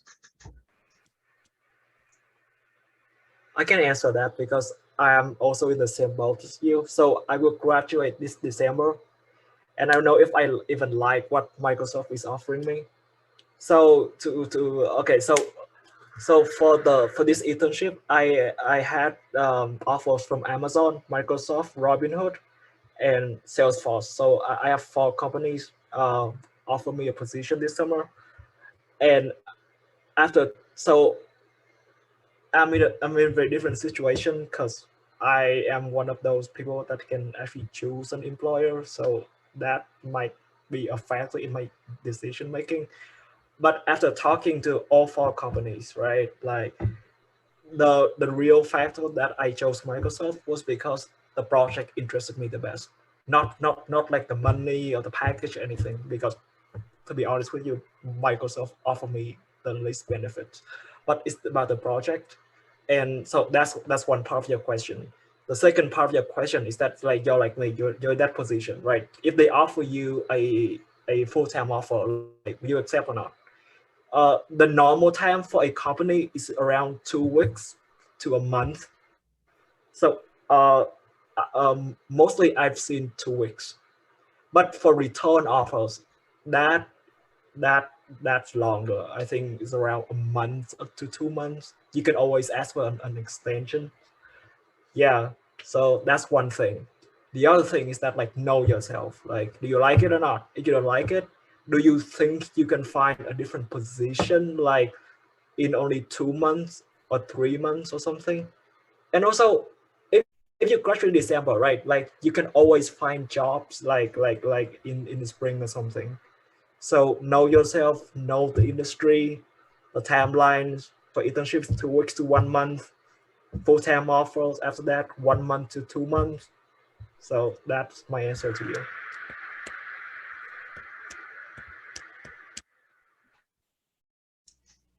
Great advice. Joey, do you have anything to add to that? Not to put you on the spot, but. Yeah, I mean, I would say NOM's like timelines are pretty much correct, or at least that's what I found for internships versus like the return offer process was much slower just because they already knew me and they were like, had me in mind for the full-time position. But yeah, I would say, I know it's always hard to drop something that you know is guaranteed versus not, but I think like 3 months of looking for a job, after you graduate is not, like, in the terms of your career path, is not a long amount of time. So I think that's good to think about as well as, yeah.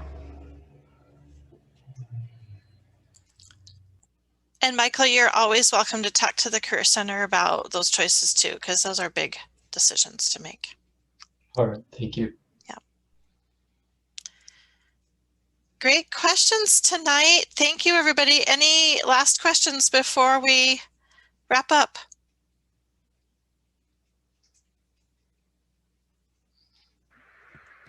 Well, I really want to thank our panel again, Joey, Anna, Courtney, and Nam. You were great. That was just perfect information and a really nice way to end our evening together. And thanks everybody for coming. We really appreciate your participation. And I put my email in the chat. If you have any questions, you're welcome to reach out. Have a good night, everybody. Thank you. Thank you.